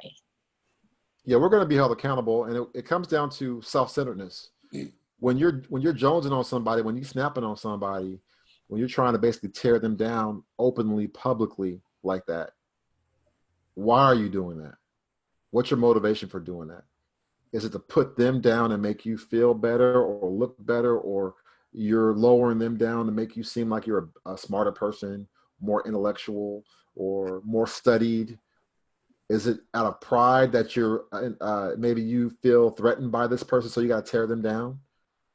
They're a threat to your position amongst the group, or your family, or your friends, and so you got to come and attack them and talk about their hair and talk about their feet and talk about you black and you ugly, whatever stuff that folks back in the day be trying to throw on folks, right? That's the issue that I see. They still are supposed to be the quote unquote, if you go back to any college, what is that thing they have, homecoming or reunion, and the guys are still, either they'll call each other up and they'll say these things to each other as if they were back in freshman year. And right, they go on and on about it, but they think they said that this is what men do, or this is fun. It's not our culture, though. That's what I thought. It's not our But culture. we've been told that it's our culture. It's not our culture. That's Greek culture. That's the culture that's been given to us. That's what we've been encouraged and fostered to do. It's literally a generational curse against our houses. Hallelujah. Thank you for saying that, because that's what I felt. Because when I would watch those, Chester and Step and Fetch It and all that buffoonery to make quote unquote massa laugh, and then we picked it up and took it on. We've always done that. We've taken the things of our oppressors, embodied them, became them, and then perpetrated against ourselves. We end up becoming the blackface of our own oppressors. And it solidified in my, even in my ruach, that this is what's happened, because all of our names, as you said, and all the things we said about ourselves, our language was about the function of us, of anything we did, and of what Yahuwah desired of us to do. And it was never to be something that you would do to your brother. Nope. To get a laugh. Nope. I'm gonna go ahead, not at their expense. That's not, I mean, we were funny people. We'd be cracking jokes and stuff like that, and stuff be funny. You know what I'm saying? And some stuff is silly and stupid and it's funny. But you don't be tearing down your brother, and you don't have idle words where you're speaking death over your children. The main thing, and this is the main thing I want to go into here next, is that because of the power of intentions, the power of your words, when you speak things, when you speak, your words carry power and authority. That's why, especially as Hebrews, you got to be extremely careful about what you say, how you say it, when you say it. Some cases, just be quiet. You got to understand that part of the reason why these Gentiles have kept us around and elevated us in certain positions of power is because they want to use the anointing you have. There's a creative force within everyone, but there's a special anointing amongst the Israelites. That's why whenever we do something, the rest of the world latches on and follows on. They can hate our guts. You look at them folks in Korea. Them Korean folks don't stand no black people like that. They might sleep with you. Everybody will sleep with you and get some pleasure off you, whatever, but it's still a bit rooted in self-centeredness. You know, as a people, they can't stand you. They will sit there and take and appropriate all your culture, your dance moves, your beats, your music, everything, and still can't stand you. But they will, sure enough, rip off your anointing and take whatever you produce and mimic it and carry it and take it as though their own, and then try to cast you off into the ocean. Yeah, they're singing gospel now. I'm sure they are. They're sure all they with it. They're covering anybody from the Williams brothers to John P. Key or anybody. Right, I mean, they're covering all these songs, and it's Korean soul or something they call it, and they have choirs as well. Listen, everybody will steal and rip off of the Hebrews. They will use us to come in and they'll give you the props. Oh, you the one, and teach us your ways. And then they learn, and then they're going to try to rip off and do what they want to do with you. You know what I'm saying? But we got to understand that our words carry power. And more than anything, we have to stop the precedent of literally speaking death over ourselves, speaking death over our husbands, our wives, speaking death over our children, speaking death against our brother and our sister. So I'm gonna show you something. I didn't even know this.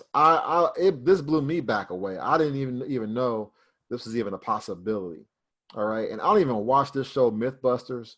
But when I saw this, I was like, "This is crazy." Now, this goes in line with how you can feel the emotional, creative energy within a person, within yourself, within others.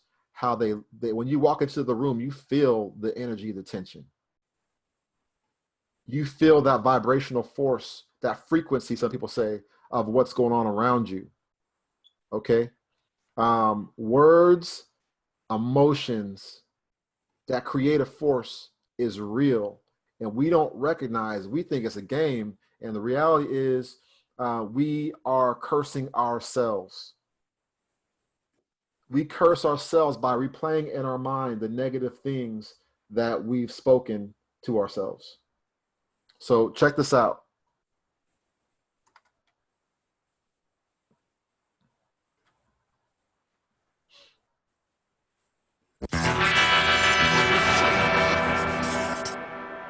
Okay, guys, plants have feelings. And as an emotional response to a threatening situation, they can even scream. Is this a myth? Yeah, yeah. Have you heard this one? You know, I do remember there was a guy who took plants and hooked them up to a polygraph machine and did some tests. Well, in fact, back in the late 60s and early 70s, he was a world polygraph expert. He developed this theory that plants, eggs, yogurt, all these things have a way of communicating on an emotional level that we don't even perceive or understand.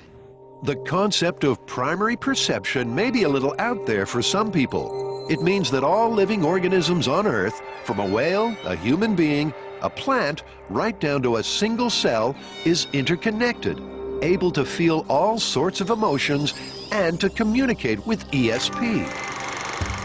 The theory was developed by the founder of the FBI's polygraph unit, Cleve Baxter. I've been reading the experiments of Cleve Baxter. When he thought about burning the plant, the needle on the polygraph jumped, as if the plant could actually read his mind. To put his theory to the test, the team is going to recreate some of his original experiments. First, To see if vegetation really does have feelings, they're going to get a plant, hook it up to a polygraph, subject it to physical and mental stress, and see if they get a reaction. Grant, do you know how long we've wanted one of these? Yes. And I don't mean a box. One genuine Stolting 22600.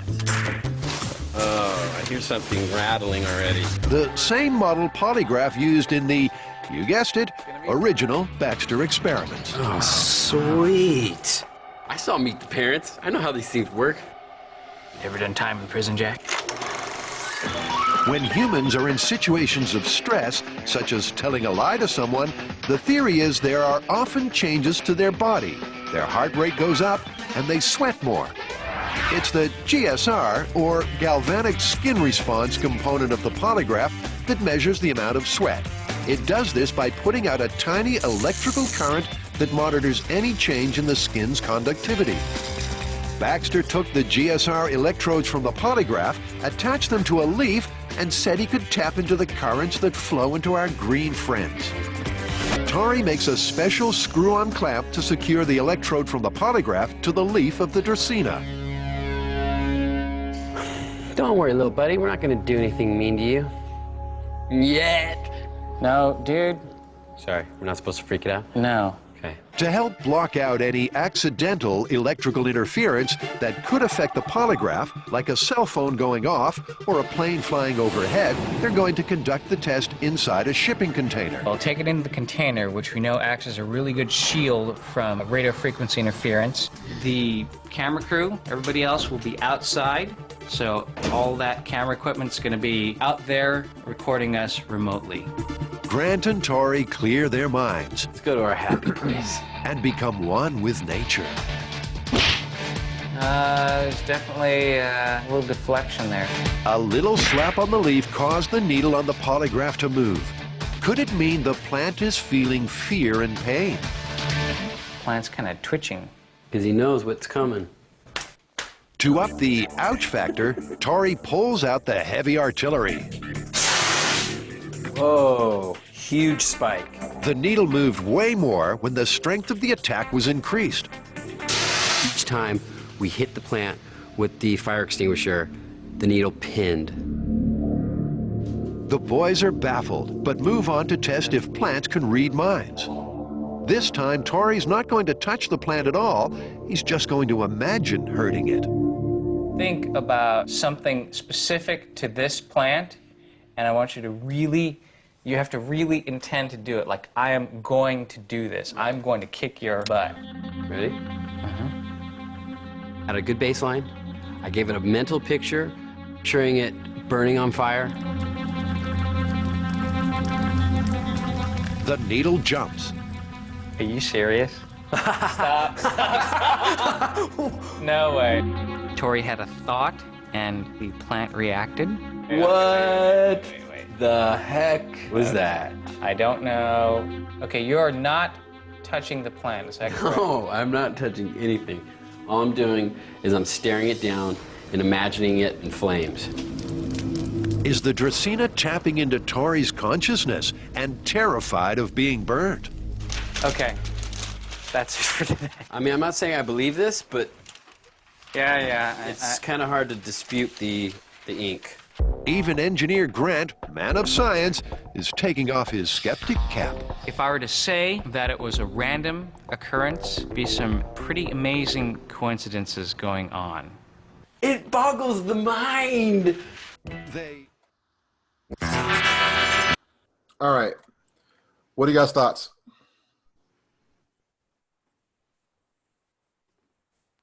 I need to start talking to my plants. You said it's not talking about plants. Just that sound or even some telepathy, the effects it will have, regardless of where it's coming from, the effects that it has on a person, on a plant, on an animal, on whatever. Anybody else?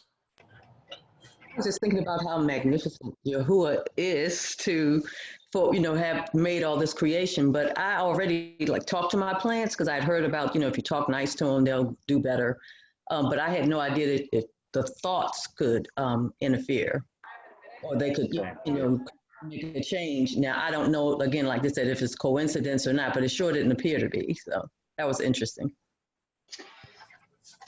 It reminds me of when Yeshua cursed the fig tree, Mm-hmm. and it withered and died right there by the time he came back the next day. So every day, or just about every day, when I'm outside with my vegetables, growing my veggies in my containers, I'm out there talking to them. My sister thinks I'm a little bit wacky, but I believe it works. Absolutely. Anybody else? What are your thoughts? I saw this video where I don't know, they were these priests, but they had a bunch of plants in a room, and they were in there repenting to the plants for what man has done to the earth. I thought it was like really weird. That is really weird. But what happened? What's the point? What happened? Well, basically, that to me, it seemed like they were worshiping the earth, not the Most High. So I don't know about that. I didn't see the video on that one. That is crazy. Like to be repentant. I think it's called pantheism, where they see I don't know Elohim and everything, but they were actually doing that. Yeah, I don't know. Weird. It makes sense because everything has a frequency, and it vibrates at a certain amount of hertz. And those things are going to either be natural or unnatural or intrusive to the biological being. There's certain frequencies that they can play on the radio, or certain hertz they can play that'll bring instant agitation to the human brain and different things like that. So it makes sense, man. Everything is held together by vibration on some frequency. And the good ones have a positive effect, and the negative have a negative effect. So I bring this out to help you understand what the powers that should not be are doing, and how when you look at our enemies and the enemies of Israel, and they look at how can I destroy this people so that they never raise up their head again, that there will never be a Messiah to come, and there will never be a black Messiah or a black savior amongst this people, because we have to keep these people subjugated. When you look at that, this is what they're playing off of. They understand these things. That's why you have certain Ashkenaz people that run the music industry, and they say, okay, Ducey, I saw you, I saw you rapping. I saw you rapping. You got some skills. Hey, I'll give you a contract. Sign right here. I know you broke, busted, and disgusted living in the ghetto, so let me go ahead and hook you up. Let me give you a contract for $250,000. And it's going to be a 3-album contract for $250,000. You don't really know. You probably going to only see maybe $75,000 of that. But, whatever, because you got to pay for marketing and you got to pay your way through. So you don't ever really see that money. That's not profit for you. That's just, but you don't know that in the contract. And then next thing you know, you look at your contract details and they're telling you what to say, how to say it, signing your entire music videos, right? They got your music videos all set up. And then they end up writing your lyrics, telling you what to say. And guess what? It's negative. It's death and destruction to your people. So you got people handing you a microphone and they're saying, all right, get with it. Get with it. So we out here in these streets calling our women all kind of names. We coming at folks talking crazy to them, and wonder why our people are destroyed, why they turn to do things they shouldn't be doing, why they get involved in things like prostitution, why they get involved in things like drug abuse and drug addiction and selling drugs, because it's cycled over and over and over again in their minds. It's put forth before them. These words and the music is permeating our culture, and we don't think it has an effect on us. So the reason why I brought these different videos out, whether you're looking at the mentalist dude on Ellen, whether you're talking about the water or the rice, or you're even talking about just a guy sitting there emotionally projecting, imagining Go back to verse 6 of Genesis 11 and verse 6. Nothing which they have imagined to do will be withheld from them, right? The imagination of man, just by pure imagination, what they were able to do, what they're able to affect. That even the plant felt the vibrational energy of the thought. That the frequency of your thought had an impact. Your wife may not have to say a word, but if she looks at you a certain type of way, if she thinks about you in a certain type of way, you're going to feel that. If your husband looks at you a certain type of way and has a certain emotional response to you in a negative light, even though he doesn't say a word, you're going to feel that. When you walk in the house, it's going to feel like an icebox. When your children come home and they got a bad day at school and you're sitting there, what's going on? And they act like nothing's wrong, Mom, everything's great, it's fine. And you know in your gut, you know in your spirit, man, something's wrong with my child. Something happened. You feel the emotional creative force, the energy that they're dealing with. You feel it if you're sensitive. So it's something that when it comes to your merchandise of your lips, you have to be careful. You have to be careful about what you say and how you say it, because it's going to have an impact on yourself and on others, either positive for edification or for death and destruction. So I got one last video I'm going to show. This is a video that goes into essentially what's happening when you're looking at mainstream media. All right, mainstream media and what they're doing. And I'm in there. We've gone on for a little while. It's late in the afternoon, going into the evening. So I'll probably end it after this. Unless those of you want to continue on, then I'll continue on. But I want to consider at your time. Let me play this real quick, and then we'll go from that point on. You write in Manufacturing Consent that it's the primary function of the mass media in the United States to mobilize public support for the special interests that dominate the government and the private sector. All right, so this is a video by Noam Chomsky called, it's a book he had written back in the day called Manufacturing Consent. Essentially, it's breaking down how the powers that should not be, primarily corporations that are owned by and owned and run by certain people, we know who they are, okay, and their influence throughout the world, and how they manufacture consent to control the mind of the people. Again, the merchandise of your trade. I started off showing about how the mentalist guy, via mental trickery of what he's saying and what he's doing with his hands and how he's implanting thoughts in people, to the fact that your words carry a creative force of power. If you speak life, then what you speak to will have life. If you speak death, what you speak to will die. What you ignore will have an effect, right? All these aspects of manipulation, they're all layered upon layer in regards to the merchandise of your tongue. Now, again, he's going to talk about, again, the breakdown of manufacturing consent by these wicked folks. You write in Manufacturing Consent that it's the primary function of the mass media in the United States to mobilize public support for the special interests that dominate the government and the private sector. What are those interests? Well, if you want to understand the way any society works, ours or any other, the first place to look is who is in a position to make the decisions that determine the way the society functions. Societies differ, but in ours, the major decisions over what happens in the society, decisions over investment and production and distribution and so on, are in the hands of a relatively concentrated network of major corporations and conglomerates and investment firms and so on. They are also the ones who staff the major executive positions in the government, and they're the ones who own the media, and they're the ones who have to be in a position to make the decisions. They have an overwhelmingly dominant role in the way life happens, what's done in the society.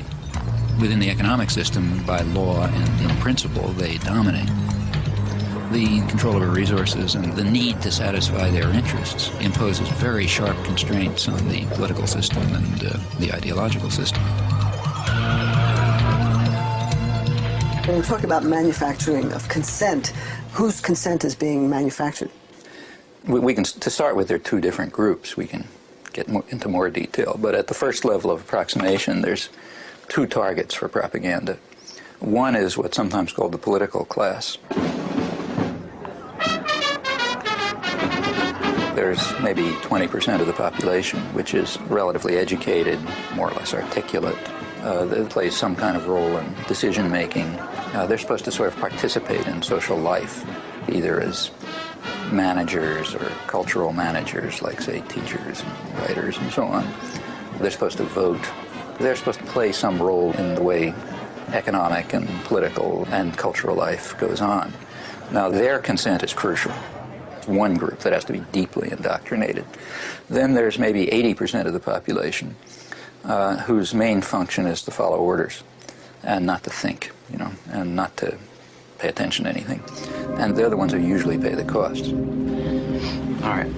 Professor Chomsky, you outlined a model with filters that propaganda is sent through. That's way to the public. Can you briefly outline those? It's basically an institutional analysis of the major media, what we call a propaganda model.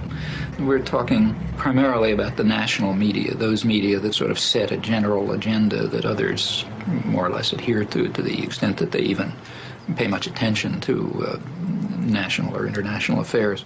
Now, the elite media are the sort of the agenda-setting media. That means the New York Times, the Washington Post, the major television channels, and so on. They set the general framework.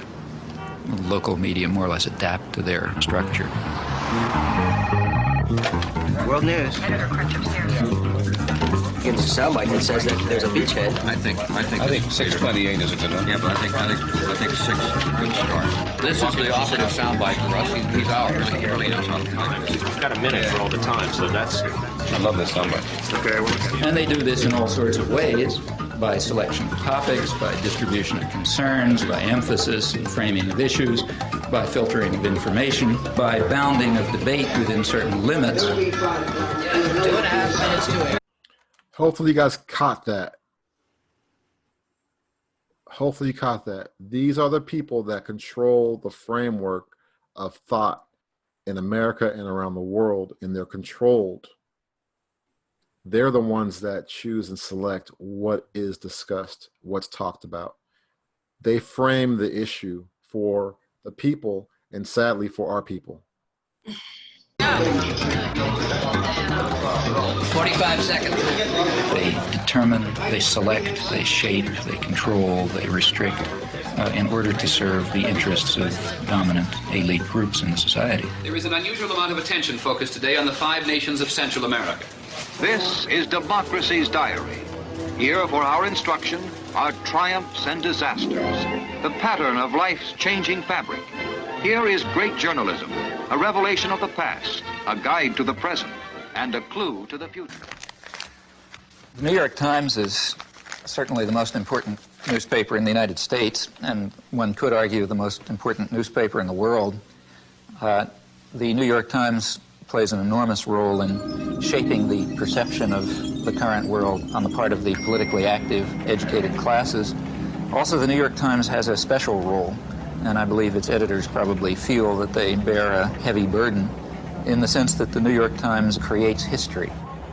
What happened years ago may have a bearing on what happens tomorrow. Millions of clippings are preserved in the Times library, all indexed for instant use, a priceless archive of events and the men who make them. That is, history is what appears in the New York Times archives. The place where people will go to find out what happened is the New York Times. Therefore, it's extremely important, if history is going to be shaped in an appropriate way, that certain things appear, certain things not appear, certain questions be asked, other questions be ignored, and that issues be framed in a particular fashion.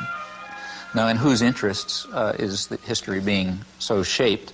Well, I think that's not very difficult to answer. Now, to eliminate confusion, all of this has nothing to do with liberal or conservative bias. Of According to the propaganda model, both liberal and conservative wings of the media, whatever those terms are supposed to mean, fall within the same framework of assumptions. In fact, if the system functions well, it ought to have a liberal bias, or at least appear to, because if it appears to have a liberal bias, that will serve to bound thought even more effectively. In other words, if the press is indeed adversarial and liberal and all these bad things, then how can I go beyond it? They're already so extreme in their opposition to power that to go beyond it would be to take off from the planet. So therefore, it must be that the presuppositions that are accepted in the liberal media are sacrosanct, can't go beyond them. And a well-functioning system would in fact have a bias of that kind. The media would then serve to say, in effect, thus far and no further. We ask, what would you expect of those media on just relatively uncontroversial, guided free market assumptions? And when you look at them, you find a number of major factors entering into determining what their products are. These are what we call the filters. So one of them, for example, is ownership. Who owns them? The major agenda-setting media, after all, what are they? As institutions in the society, what are they? Well, in the first place, they are major corporations, in fact, huge corporations. Furthermore, they're integrated with and sometimes owned by even larger corporations, conglomerates. So, for example, by Westinghouse and GE and so on.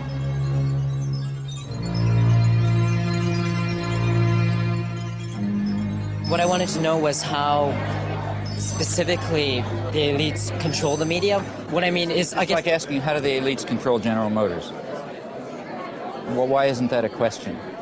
I mean, General Motors is an institution of the elites. They don't have to control it, they own it. So what we have in the first place is major corporations which are parts of even bigger conglomerates. Now, like any other corporation, they have a product which they sell to a market. The market is advertisers, that is, other businesses. What keeps the media functioning is not the audience. They make money from their advertisers.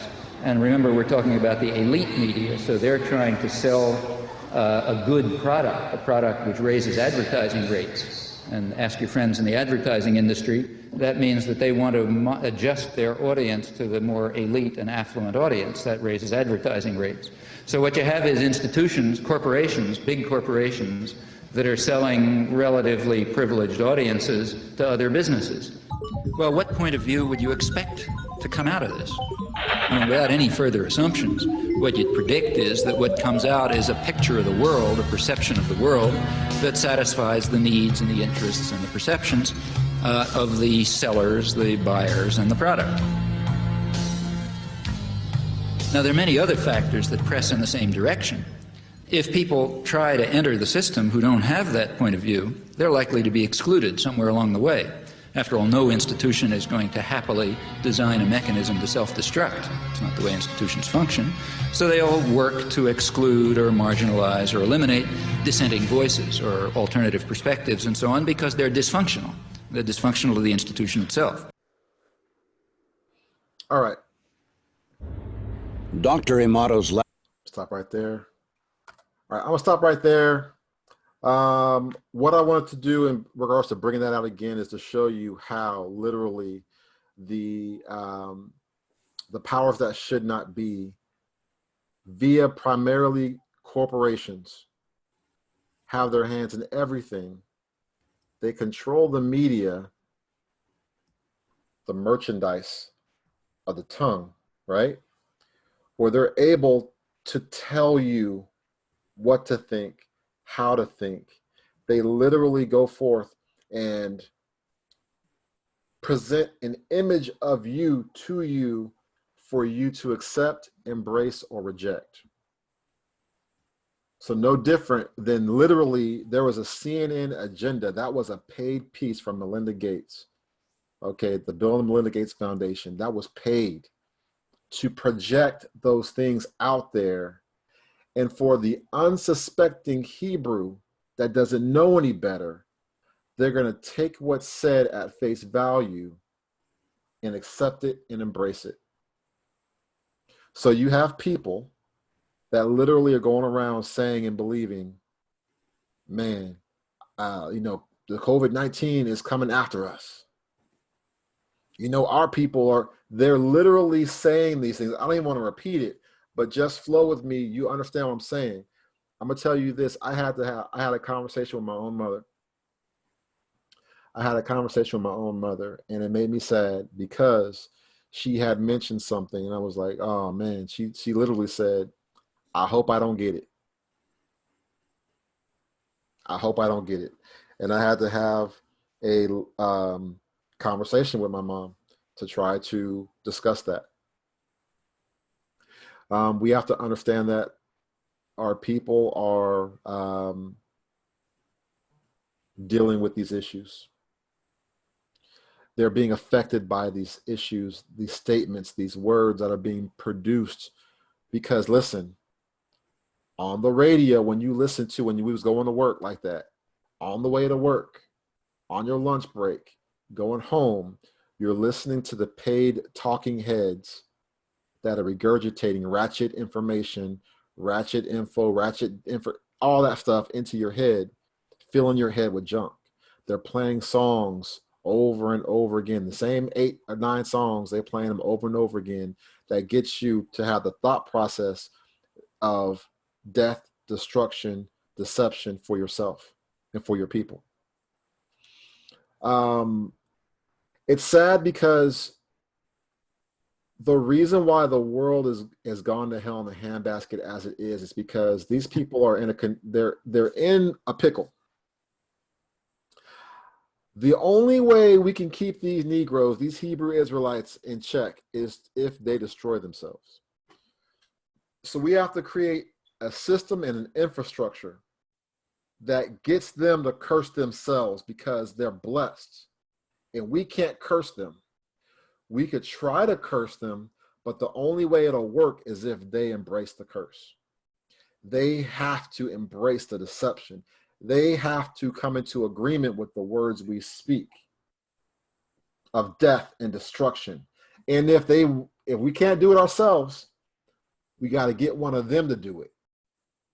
So go grab you some ratchet Negro and give him some money to be an influencer in his community, to produce media and merchandise and material to destroy his people. Because they won't take it from me, but they'll take it from me in the guise of a black face.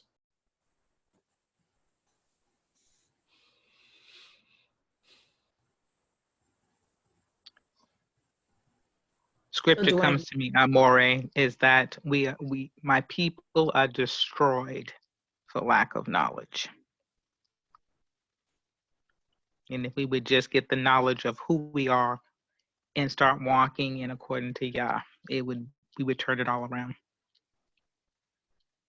And more than that, that's awesome. Walking in the authority. Correct. Because if we can grab control of our tongue and walk out these scriptures like we're supposed to, we could turn our marriages around. We could turn our relationship with our families around.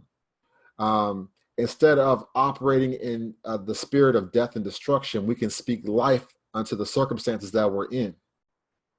Instead of coming into alignment with the death, the destruction, the negativity, you literally use what the Most High gave you, the creative emotional force on the inside you, to birth life instead of death.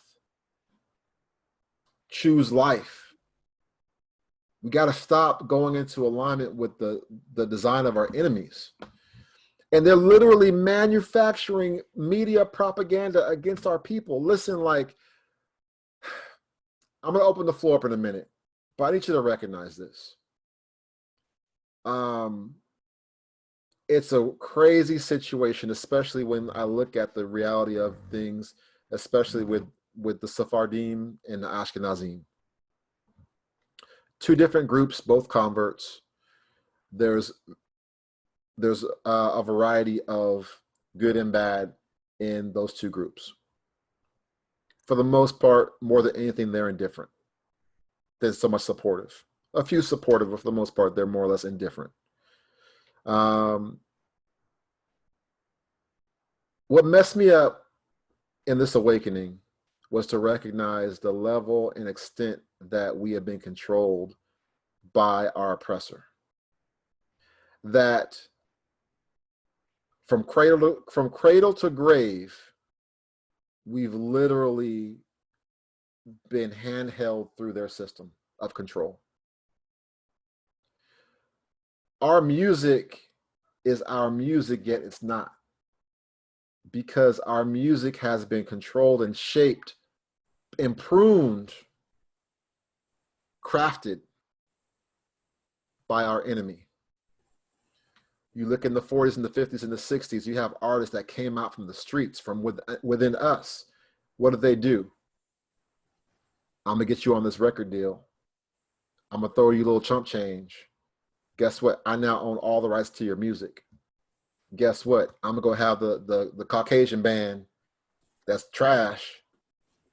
They're gonna take the music that you made and cover it. And we're gonna put them on the radio. And they're gonna get paid.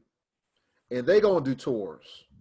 Oh, and because you signed that contract and you took this chump change, you gotta work. And your music is now our music because you sold your soul to the devil. Anyway, I can go off and off, but y'all jump in. What are your thoughts? Dwayne, I was going to say that looking at Melinda Gates and her talking about, seeing dead Africans in the street. I mean, these folks are so crafty and wicked. They have been showing us decades before babies starving to death in Africa. Every time they show something about Africa, it's 99.9% it's negative, and it's showing that same thing that they want us to now. They're speaking it. It's the same thing like with the movies and everything. Like with all these movies about the pandemic and all these different things. Them doing the pandemic exercise. Bill and Melinda Gates held some years ago. 10 years ago, Rockefeller Foundation had they invited all these people to come to do a scenario of a pandemic and what they were going to do. And it sounds, if you read the Rockefeller report, it sounds just like it. So they have been doing this. They understand how important it is to speak it and to put it out there and let people imagine it. They understand that more than we do because we were asleep for so long. So now that we're awake, I really think that we should be saying our own things, writing things, speaking it, putting on plays, doing scenarios ourselves of how we're going to overcome these things. We have to, we can learn from that and turn that whole thing around. So that's what I wanted to do. Absolutely. I'm sorry, sis. I'm not sure what was happening, but you were clipping out a little bit, but I got the bulk of what you were saying. Absolutely. We heard the bulk of what you were saying. So I appreciate you on that one. That's very true. We do need to go ahead and take over our own narrative. And it's like, there's some people that all they do is they chase the darkness. All they are concerned about is look at what the devil's doing. Look at the darkness. Look at this and look at that. And look what they're doing. And and they're getting sucked in. Okay. As you talked about, these wicked people have to speak what their desired outcome is. They're literally projecting, and they do this via the media. So when you sit there and you watch Netflix and they're like, oh man, they're putting all the stuff in their movies. It's not just for your entertainment. They're trying to program your mind.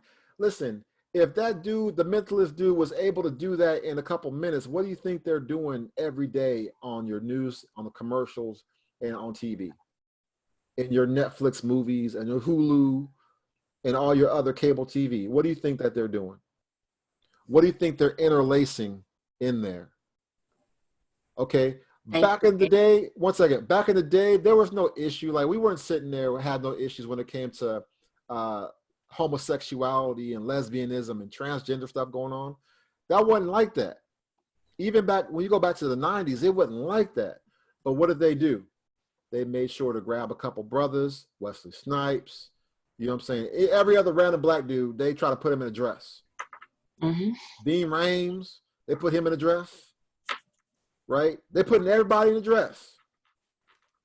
And then what do you start happening? You start having where these people, they got into what? Powers of the media. And then they start pushing their agenda. So you're sitting there watching, you know, the little do-it-yourself shows, and then there's a gay couple on there now. Like, wow, where'd that come from? Then you got A&E got programs out there. Then you got like Queer Eye for the Straight Guy. And you have, now we got to infiltrate the media with these images so we can condition your mind to accept this behavior. There was a string of Black movies that came out, Academy Award-winning movies and other movies that were coming out that were about coming out, about being gay or lesbian. Right now, the way that they're doing things is they understand that if I want people to embrace it, to suck it in, I have to put a Black person's face on it. We got to get a Hebrew to become the face of whatever movement we're trying to do. So we either going to let them be the face of it, or we'll hijack it from them. And now we got a problem. We got little boys and girls that are confused about their sexuality because they didn't put it in the cartoons and parents didn't know it. They put it in the music videos where they got girls kissing. Like that's cute. Right? So on the rap videos, they pushing that lesbianism type stuff. I can go on. I'm trying not to go off for time's sake. Anybody else jump right in, please. Just what are your thoughts? Open your mic. I was gonna say that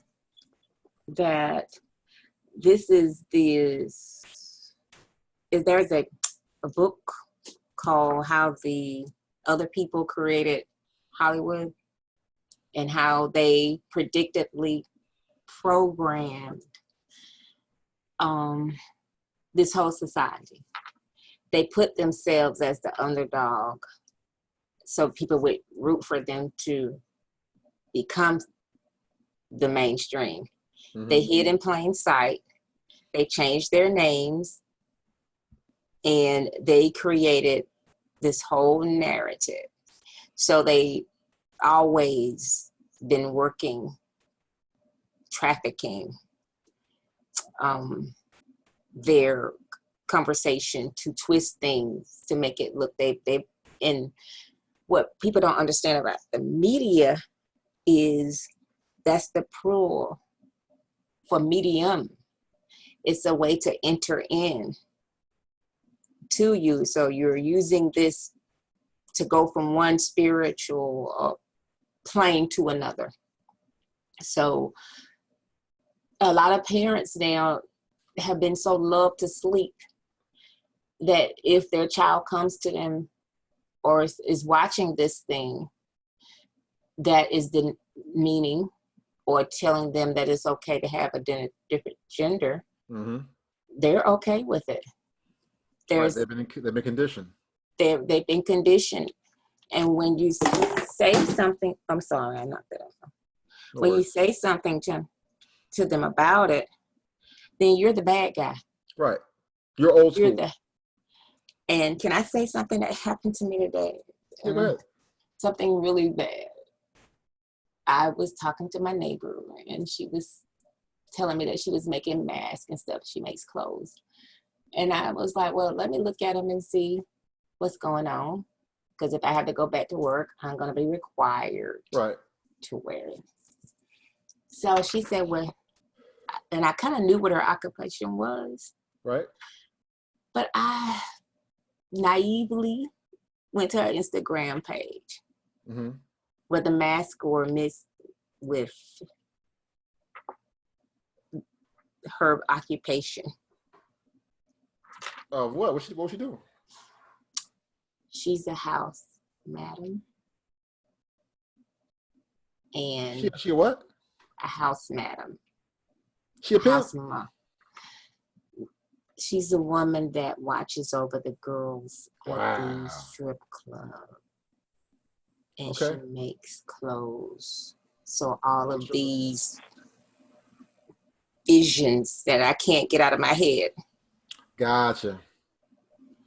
I'm sorry. And it hurt me so badly. Yeah. Because here's this beautiful Hebrew sister who is married. Mm-hmm. And her and her husband do this together. And it just showed me how deep this programming has become. And it just hurt. Because I didn't know how to say, I just said, thank you. I couldn't even order anything. I can't follow you because what's on your page is going to pop up on my page. I mean, I was faced with I'm with you. But that's what it comes down to. You listen, we got to understand that the things that people are dealing with, the struggles they're dealing with, if that's not dealt with, it can rub off on you. I mean, even in the scripts, Shaul talks to you like, listen, don't get caught up. You call yourself, I'm trying to save homeboy. I'm trying to like pull him out, and you get sucked into the sin they in. Yeah, and that was what I was like, I can't even, I didn't know what to do as an elder. I listen. And I was like, I got to seek wisdom. You got to be led by the Most High and what to do in regards to that. I mean, there's balance and there's boundaries, and some people can receive from you and some people can't. You know what I'm saying? And it's something where you can, it all depends on you and your personality and how the Most High leads you. You know what I'm saying? Let the Most High use you on how he's going to deal with that situation. But it's like, yeah, I can't get down with that. Like, you over here stripping, you know what I mean? Or you the madam for the strip club, for the strippers. And she gave the Instagram address to me and my husband. Like it was nothing. Like, listen, I know that's common for you, but and really, I mean, the very first thing is to pray for them. Before you do anything else, the very first thing to do is to pray for their house and lift them up to the Most High, that the Most High deal with them on what they do, what they messing with. Because when you're involved in the lust and pornography, basically, it's all lust, fornication, pornography, you in the family of things, and perversion, all that. Yeah, the best thing you can do is to go ahead and speak to them on that level. Outside of that, I mean, it's what you're led to do in regards to that, how that's concerned. That's really all it comes down to. I mean, is this a neighbor, like a close neighbor, or a friend? Directly across. So it's like, I mean, how involved are they in your life like that? It's not that serious. You know what I'm saying? They're not. We just kind of watch out for each other. Yeah, that's property. Fine. But you just were like, I was like trying to be friendly because we all been shut in, here. I got you. So we finally got a chance to say something to each other, and my husband was on his way out to work. And we just kind of conversed a little bit, and I kind of knew what she did, but I didn't think she would have it attached to her page, you know. But listen, I'll say this. We're all human. We're not going to beat each other up. You know what I'm saying? And don't beat yourself up. I don't even know how Instagram works like that. I'll be trying to figure something out how to do Instagram to reach people, but I don't know how that works. I'm not even really messing with it like that. But if you come onto something and it shows up, I mean, I don't know. Now, if it's a brother that's out there, or even a female that's out there, looking at stuff and they hearting and looking at stuff they should be looking at, then okay, everybody's gonna know your business because you in sin. You out there lefting on the gram. And on that note, though, because again, you're just dealing with a variety of issues, and I don't want to ramble on about other things, but it's something where we have to be aware of how we relate to one another. Because a lot of times we put ourselves out there. Like, so ladies, putting their self out there where they got their chest out in every picture and every image. They chest is out. And you know, I'm trying to be good on this channel, you know what I'm saying? But they doing the most to keep it simple. You use your imagination. Right. You got females doing the most. You got brothers in muscle shirts, you know, doing the most. It's like, come on, bro. Your shirt look all young on you and stuff like that. It's like you about to break out the seams on that shirt. You know what I'm saying? Like, what's the point? What are you trying to do? But we have to regain control over ourselves. That's simple as it. We got to regain control over ourselves. You know what I'm saying? That's ultimately what it comes down to. We got to regain control over our thoughts, over the imaginations of the mind. Because you saw the Most High saying, nothing that they imagine to do will be withheld from them. Whatever they imagine to do, they're going to do it. Mm-hmm. So he had to scatter the people. He had to confuse the tongues. Because if he hadn't, who knows what we would have been doing? To the point where the Most High had to intervene. The word of Yah had to be like, we got to stop that. For their own, not even just for us, for their own sake. Because who knows, this thing will get out of control. So bring correction and let's get back on track and go from there. But again, we have to be careful. I think key things, and I'll open it up and then we can go from there. Key things is we have to be careful about what we listen to, who we listen to. All right. I will tell you right now, some of the people in your family, the reason why they have a struggle with coming into the faith and accepting this walk is who they have listened to in the past. They have heard an Israelite camp or ministry or some other type of organization, and it wasn't just what they said. It was the spirit behind what they were saying. The spirit behind what they were saying was anti-Mashiach. It was antichrist. The spirit behind what they were saying was darkness and anger and wrath and rage, uncontrolled. They could feel that and they're like, nah, I don't know if I can get down with this person because it's a little too hard for me. They're a little too, and you know, and then you got folks cursing, acting crazy. And they're like, yeah, I'm gonna just go ahead and be a nice Christian because them folks over there acting crazy. They scare me. You know what I mean? So, I mean, we have to be careful about what we listen to, who we listen to, what we watch on TV, what we have on the radio. The songs you listen to have an impact on your thinking. As a man thinketh in his heart, so is he, right? Very true. Very true. And I just want, you know, and what you're saying is absolute. This is when I was still in the church, but Abba Yah was telling me to throw out all of the Motown CDs that I had, you know, and I did. And he said, daughter, the reason why I told you to do that, you are now a divorced woman. You don't need to have that music playing in your house to lead you down a road that I don't want you to walk down. And so it is imperative that we listen and do that. Absolutely. Absolutely. All right, I'm opening the floor before we do some prayer. Go ahead. If you have any thoughts, any encouraging word that you want in light of this message and what we've talked about tonight, you want to speak to the people that may listen to this in the future, go ahead and unmute yourself. I will just actually go one by one. You don't have to do this, but if you would like to, just go ahead and unmute yourself.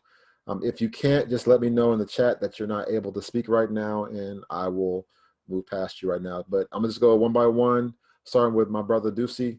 You have any encouraging word or anything you want to say to anyone within this fellowship online right now, or just in general to those that will be watching later? Anything you might want to say? Yes, I wanted to land back off of what the sister was just talking about and what the sister said earlier, how we need to get some autonomy and start producing things where we have our images in front of our face. It's the same with the music. And the reason being is not only do they put bad content in it, but they've changed the planetonic scale. and they literally have people playing on a vibration that is going to cause agitation to a biological being after a few minutes worth of listening to it. I pray that I'm not speaking over anyone's head. It's natural for humans to resonate at a certain frequency, which is 432 hertz.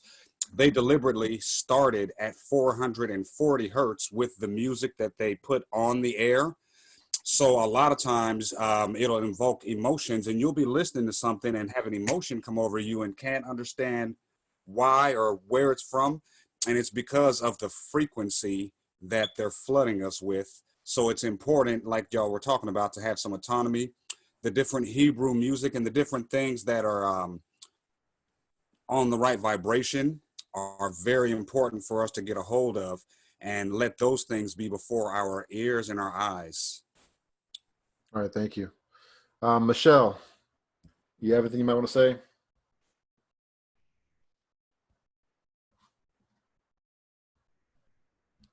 Let me give a few seconds and then I'll move on. Okay, Tammy,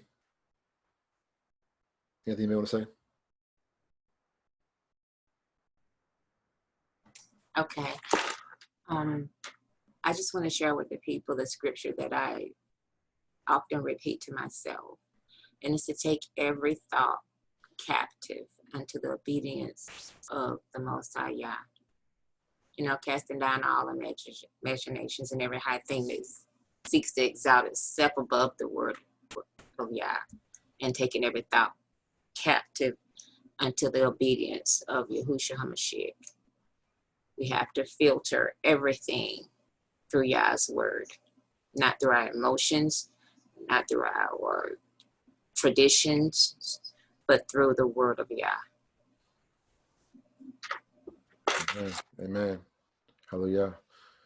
All right, my sister Mayala, any words? What I'll say is that hold fast to Yah's word, because his word is pure, his word is true. And if we hold fast to him, he will hold fast to us. But we've got to be diligent in our search, diligent in our studies to try to walk out our own salvation according to his word, and more or less focus on his kingdom. And by focusing on his kingdom, everything else will fall into place. Hallelujah. Amen. All right, my dear sister Karen. Yes, I just want to say I really enjoyed the teaching that you gave, Brother Dwayne, on, just the whole thing about our mouths, what we say, and, just a reminder to us that we can have what we say. That's what Yahushua said. And so we have to be very careful, what we sow, we're going to reap, and all those, laws of nature, laws of Yahuwah. So thank you for sharing that, and just want to encourage everybody to be mindful of what they say. Speak only words that's going to bless. Thanks. Amen. All right, Zechariah. Kind of want to reiterate my own words, what this was just saying. I tend to look up a lot of these videos, like you were saying. You got to watch what you're taking in, what you're feeding your mind on.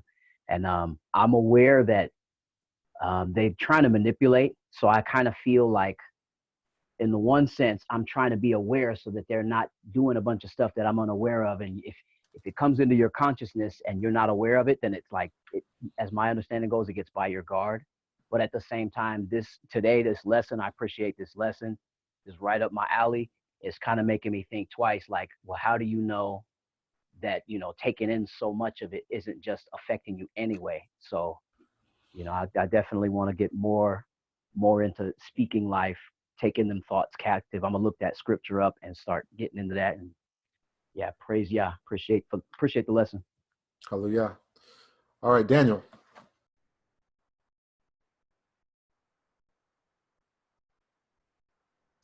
Yeah, I got some food for thought, pun intended.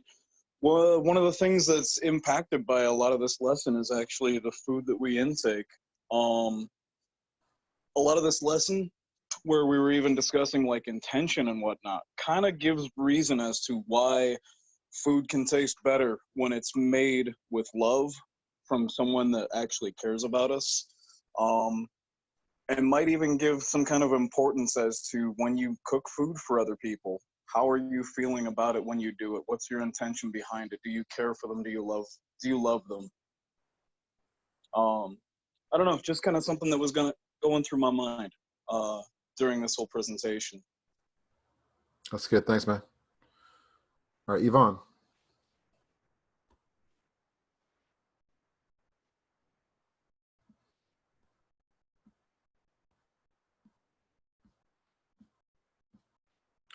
All right, moving on. Antoine. Yes, I just want to say that I had no idea that how much impact everything connects to everybody and everything. Just like the video said about the plants and everything else, like we are so much interconnected, and thought process and everything else. Like every idle thought is important, and I never consider how much that is until this lesson. So definitely got to check my thought process on dealing with life, dealing with the family, dealing with the kids, dealing with wife, dealing with co-workers. As you know, I work construction, and some days it's very challenging at work dealing with the co-workers, man. It gets rough. So I fight with them every day, and you know, I even threaten man, I gotta go to HR because man, you guys are too ruthless around here. You know, they wilding. So, yeah, wilding out, man. I'm like, you know, and sometimes I gotta like check them at the door, and I'm like, man, stop, man, enough's enough. You know, like you have to respect my space too, just as much I gotta respect your space. So, yes, but just don't engage with that, and also I have to demand my space and my order and everything else just as much they try to do it working for the enemy too. So definitely mind-blowing and very encouraging, and check my mind at the door, so to speak. Man, yeah, check it hard at the door, man. Yeah, each and every last one of us, we got to check that thing, man, because again, it goes to show like you got to be so careful about what you think about. You have to be careful about who you listen to. You have to be concerned about the motive and the tone and things like that they play to try to anchor your mind to things, because it's crazy. Like literally they're anchoring to try to hook you into a certain type of deception or thought pattern or understanding. They try to get you in your mind via just the understanding of the mind to get you to curse yourself, to say things like, I'll never be good enough. I'll never make it. I'm not beautiful. I'm ugly. Nobody will love me. Like that's the type of stuff that they be trying to put into your mind to get you to meditate and spiral on. That's how folks be getting into the depression. They want to commit suicide, all kind of crazy stuff. Like, no, don't listen to the deception of the enemy. Don't listen to the thoughts that they try to impress upon you.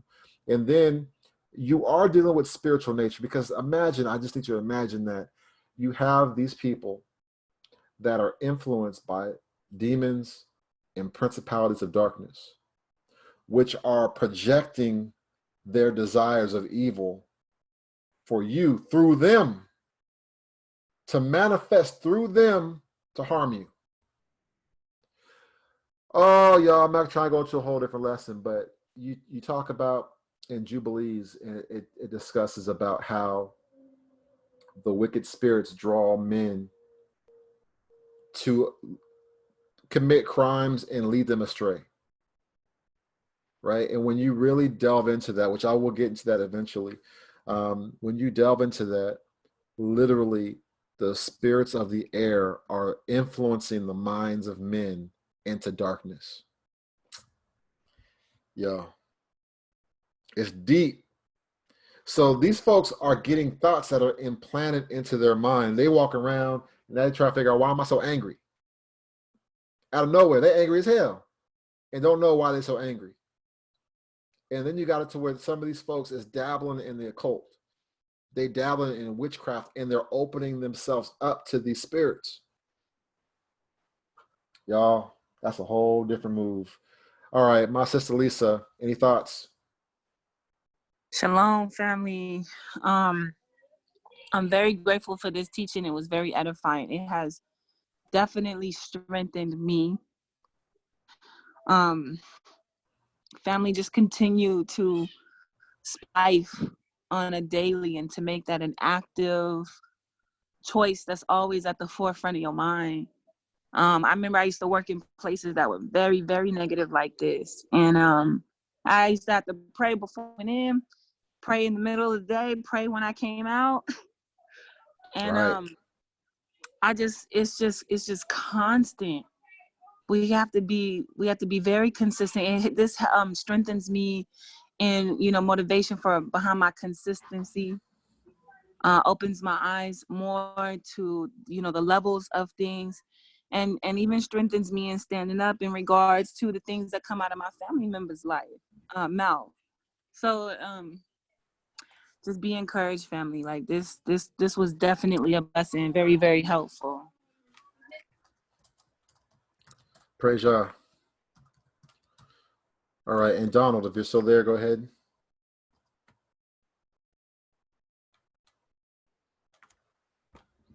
Got Big Don. All right, fam.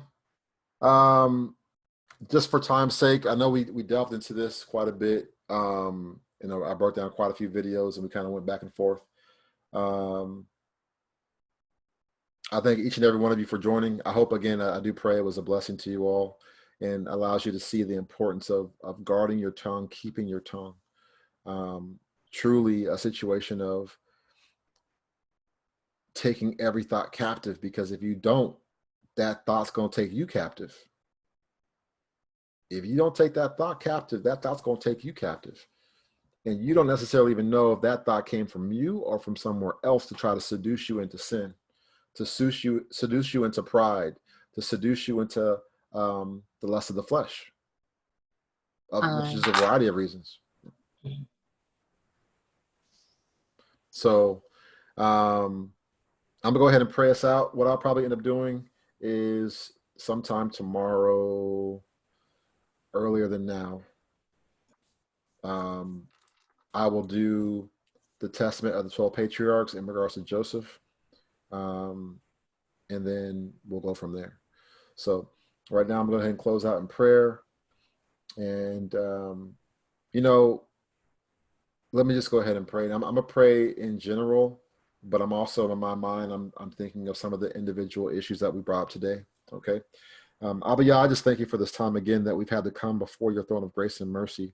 I thank you for, again, your word going forth, and for us having an edifying conversation for the body of believers and your children. We seek after your ways and your will to serve you. I just thank you right now for all that you're doing in and through our lives, and how you watch over us, and how you empower us to be righteous before your eyes. I thank you for the hedge of protection you place around about us and all that we're stewards over. I thank you for the health and provision you provide and bless us with. I thank you that in the face of adversity and in the face of the enemy, we can stay steadfast in you, trusting and relying on you as our source, as our shield, as our buckler, as our sword, as our authority, as our Elohim. We're submitted to you. And we just, again, thank you for this word that's gone forth. And I just ask that your Holy Spirit, your Ruach HaKodesh, is able to speak to us as we rest this night. We're about to go off to sleep, go off to bed, many of us, especially those on the East Coast. I pray that we have sweet and restful sleep. I pray that any images of darkness that have been implanted into our minds is removed by you now. I pray that those images and those thoughts are agitated and removed out from amongst us. We do not desire them to consume us, but we desire that we be consumed by your love and your sanctification. I pray again, anything that is not of you, any thought, any imagination, any image that is not of you, I ask for you to remove it now from us. And strengthen us that we can keep our mind focused on you, steadfast in you, I pray that we are able to, again, serve one another in love, and that we are able to navigate this life in wisdom and discernment, being as wise as serpents and harmless as doves. I thank you right now that we have mouths of peace and not violence, mouths of shalom and not war. I thank you that healing proceeds forth out of our mouth. Healing proceeds out the mouth. Healing to restore goes forth. That in every situation and circumstance that is not of you, we can speak healing to that situation, trusting in you, knowing that you are the King now and forevermore, and under whose authority we reign on this earth, according to the word of Yah, Yeshua HaMashiach. Amen, amen, and hallelujah. Amen. Hallelujah. Amen. Hallelujah. Hallelujah. Hallelujah. Hallelujah. Listen, praise. let the Most High speak to you, because he's speaking to me even right now. Allow him to speak to you in regards to what he needs you to do for your life. So before you transition and go back to, all that, truly just listen to the Most High, what he has to tell you right now in regards to your own life and where he needs to correct you on. Okay? Because again, this goes in line with even how you pray. You have to watch your tongue, how you pray. Make sure that you're praying in faith and based off what you want and not in fear. You cannot be unstable. You can't be doubtful. You can't be wavering in your thought. When you are praying, stay focused in prayer in regards to being used by the Most High, that his words flow through you. You cannot sit there and speak words of doubt and negativity in the midst of your prayer. Yeah. I'm just getting stuff right now. I'm going to end this call, but I'm just going to talk to y'all. If you got to go, you got to go. I'm going to tell you right now a story. When I was a young man, young adult, okay, like 12, all right? My aunt had died of cancer. And I remember a memory of the family and friends coming together to pray for my aunt. She had breast cancer. And I remember it seemed like probably 30, 40 people in the room. It probably may have been like, 20 something people in the room. It was quite a few people in the house. And a pastor friend had came through, and he was going to pray. And I remember we were praying, yet now I can see and perceive that when we were praying, we were not praying in faith. The prayers that were prayed were prayers rooted in fear. They were prayers that were hoping and wishing that something would happen. They weren't prayers of faith. And so what I get in my spirit, man, and what I perceive is that, listen, it's better to have 3 men or women of faith in the room to pray for you than to have 30 people in a room where 25 of them lack faith.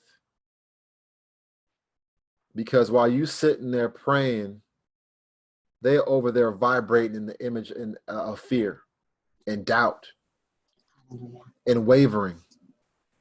And what's brought to my remembrance in the scripture is how Yeshua will operate. Listen, y'all got to go. Get out the house. Mama, daddy, you can stay. All y'all else, get out the house. I don't need an audience. I need people of faith that will stand in agreement. All I need for you to do is to believe, and I will help you in any unbelief you have. But all these other folks, they got to go. So, what I get in my spirit, man, is, listen, it's better to have 2 or 3 righteous folks that will truly stand in the gap and pray for you than to have 30, 40 folks that are faithless and unrighteous, that they're going to be vibing off the image and spirit of fear, doubt, and unbelief, hoping and wishing something's going to happen instead of knowing by faith it's going to happen. Instead of knowing by faith and standing on a foundation of the scripture that, you know what, regardless of what the situation looks like, regardless of that, this is what I stand and believe on. And they literally start to vibrate. They start to vibrate at that energy of faith instead of vibrating on the energy of fear. And don't let nobody, like my brother be saying, don't let nobody take you off your square. You stand on that square and you don't move. So I'm not going to try to get hyped up. That's all I got to say. I got that in my spirit, man. You know what I'm saying? We have to operate in faith. We cannot continue operating in fear, yet still talking about, give me that tithe money. Give me that tithe money. We got these folks walking around in Christianity with no faith, but they stay talking about kick down that tithe money. Give me your stimulus check. Y'all, I'm going to stop before I get started again. I'm glad you said that, Moray, because I had been attacked for truly believing what the word says and praying the word of Yahuwah back to him in faith. I've been told that I didn't have common sense. That's a lie from the pit. I know. That's a lie from the pit. That's a lie from the pit. You stand on the word of the Most High Yah, and you get all the miracles and blessings. You're the one that's you hearing the voice of the Most High Yah. When all hell's breaking loose on this earth, and you're the only one hearing from the Most High, what they gonna say then? Hallelujah. Because you stand on the word. The Most High knows I'm looking for a man. I'm looking for a woman of faith, somebody that's righteous that can stand in the gap for my people. Who can I go to? Who can I call on? I need somebody that's faithful, someone that's obedient, someone that will be submitted unto me as my child. Listen, all these other folks, they listen. They gonna learn today what it's like to disobey the word of the Most High Yah. What does it mean when they sit in there and they disrespect the word? When the word, we are living witness to the truth of this scripture as a people. Because we truly perish for a lack of knowledge and applied knowledge. So yeah, they can attack you all they want to. No. A righteous woman builds her house. Y'all, I'm gonna stop. A righteous woman builds her house. A righteous woman produces faith and life from her lips and builds her house like a craftsman. Not a house of destruction and chaos and fear. What we gonna do? We gonna stand on this word. But Right. we gonna stand on this word. But what about this? But what about your faith?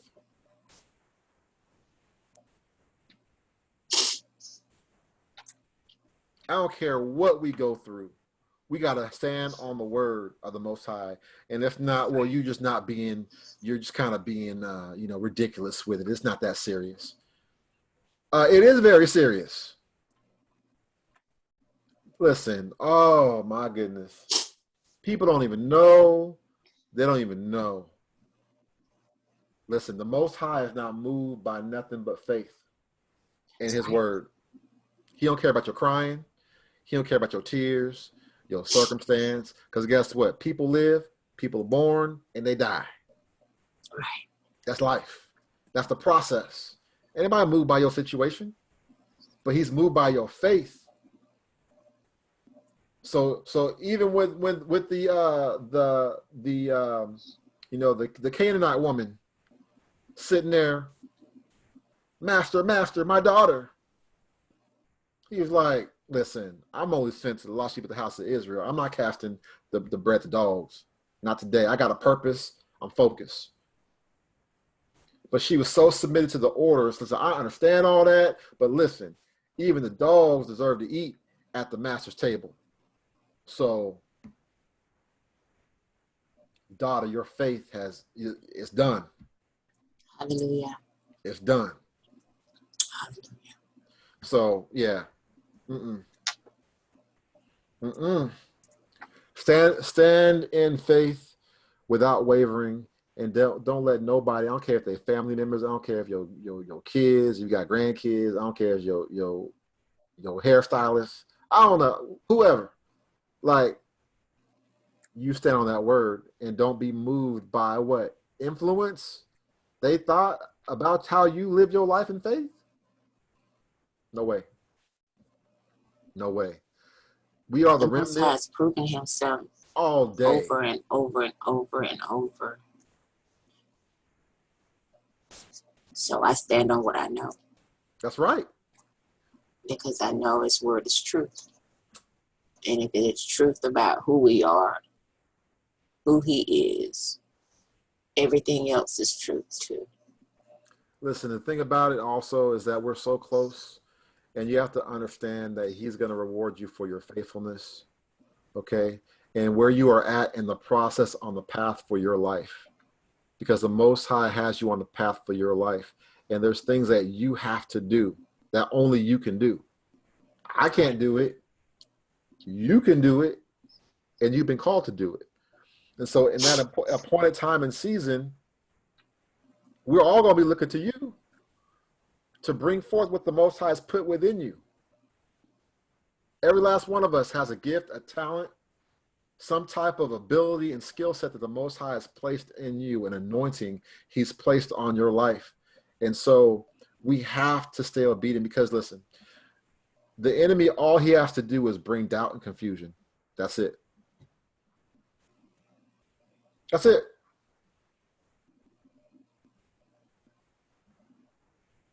He don't got to do nothing more than just sprinkle a little doubt.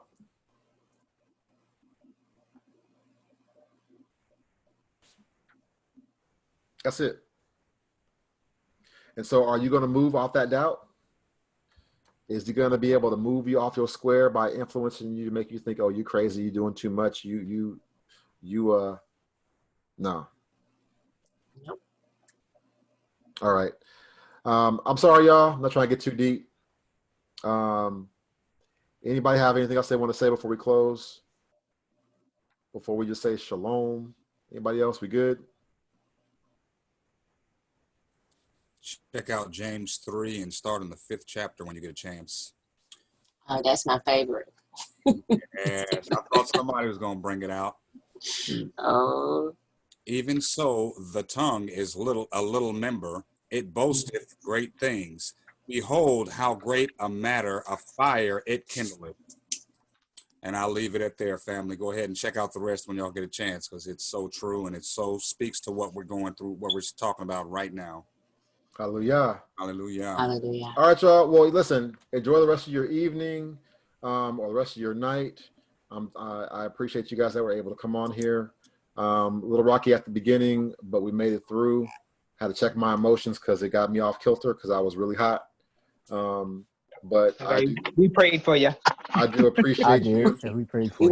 We went and prayed and stood in Y'all the gap. know. Y'all don't even know. I'm about to go off. You about to see. I ain't know Brother Dwayne go off like that.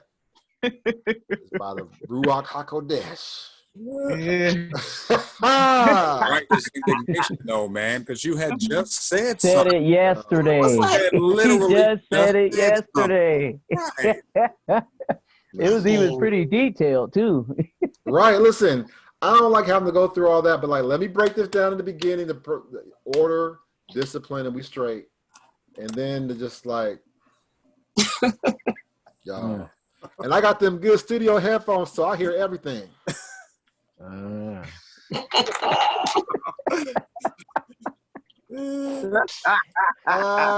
Y'all have a good night. I love y'all. Love you too, Maury. Love you Y'all, too, brother. everybody, Y'all be thinking that blessed. Appreciate you. I appreciate Shalom, you. everybody. Shalom, Appreciate that, family. Maury Dwayne. Yeah, have a good night. Y'all rest blessed.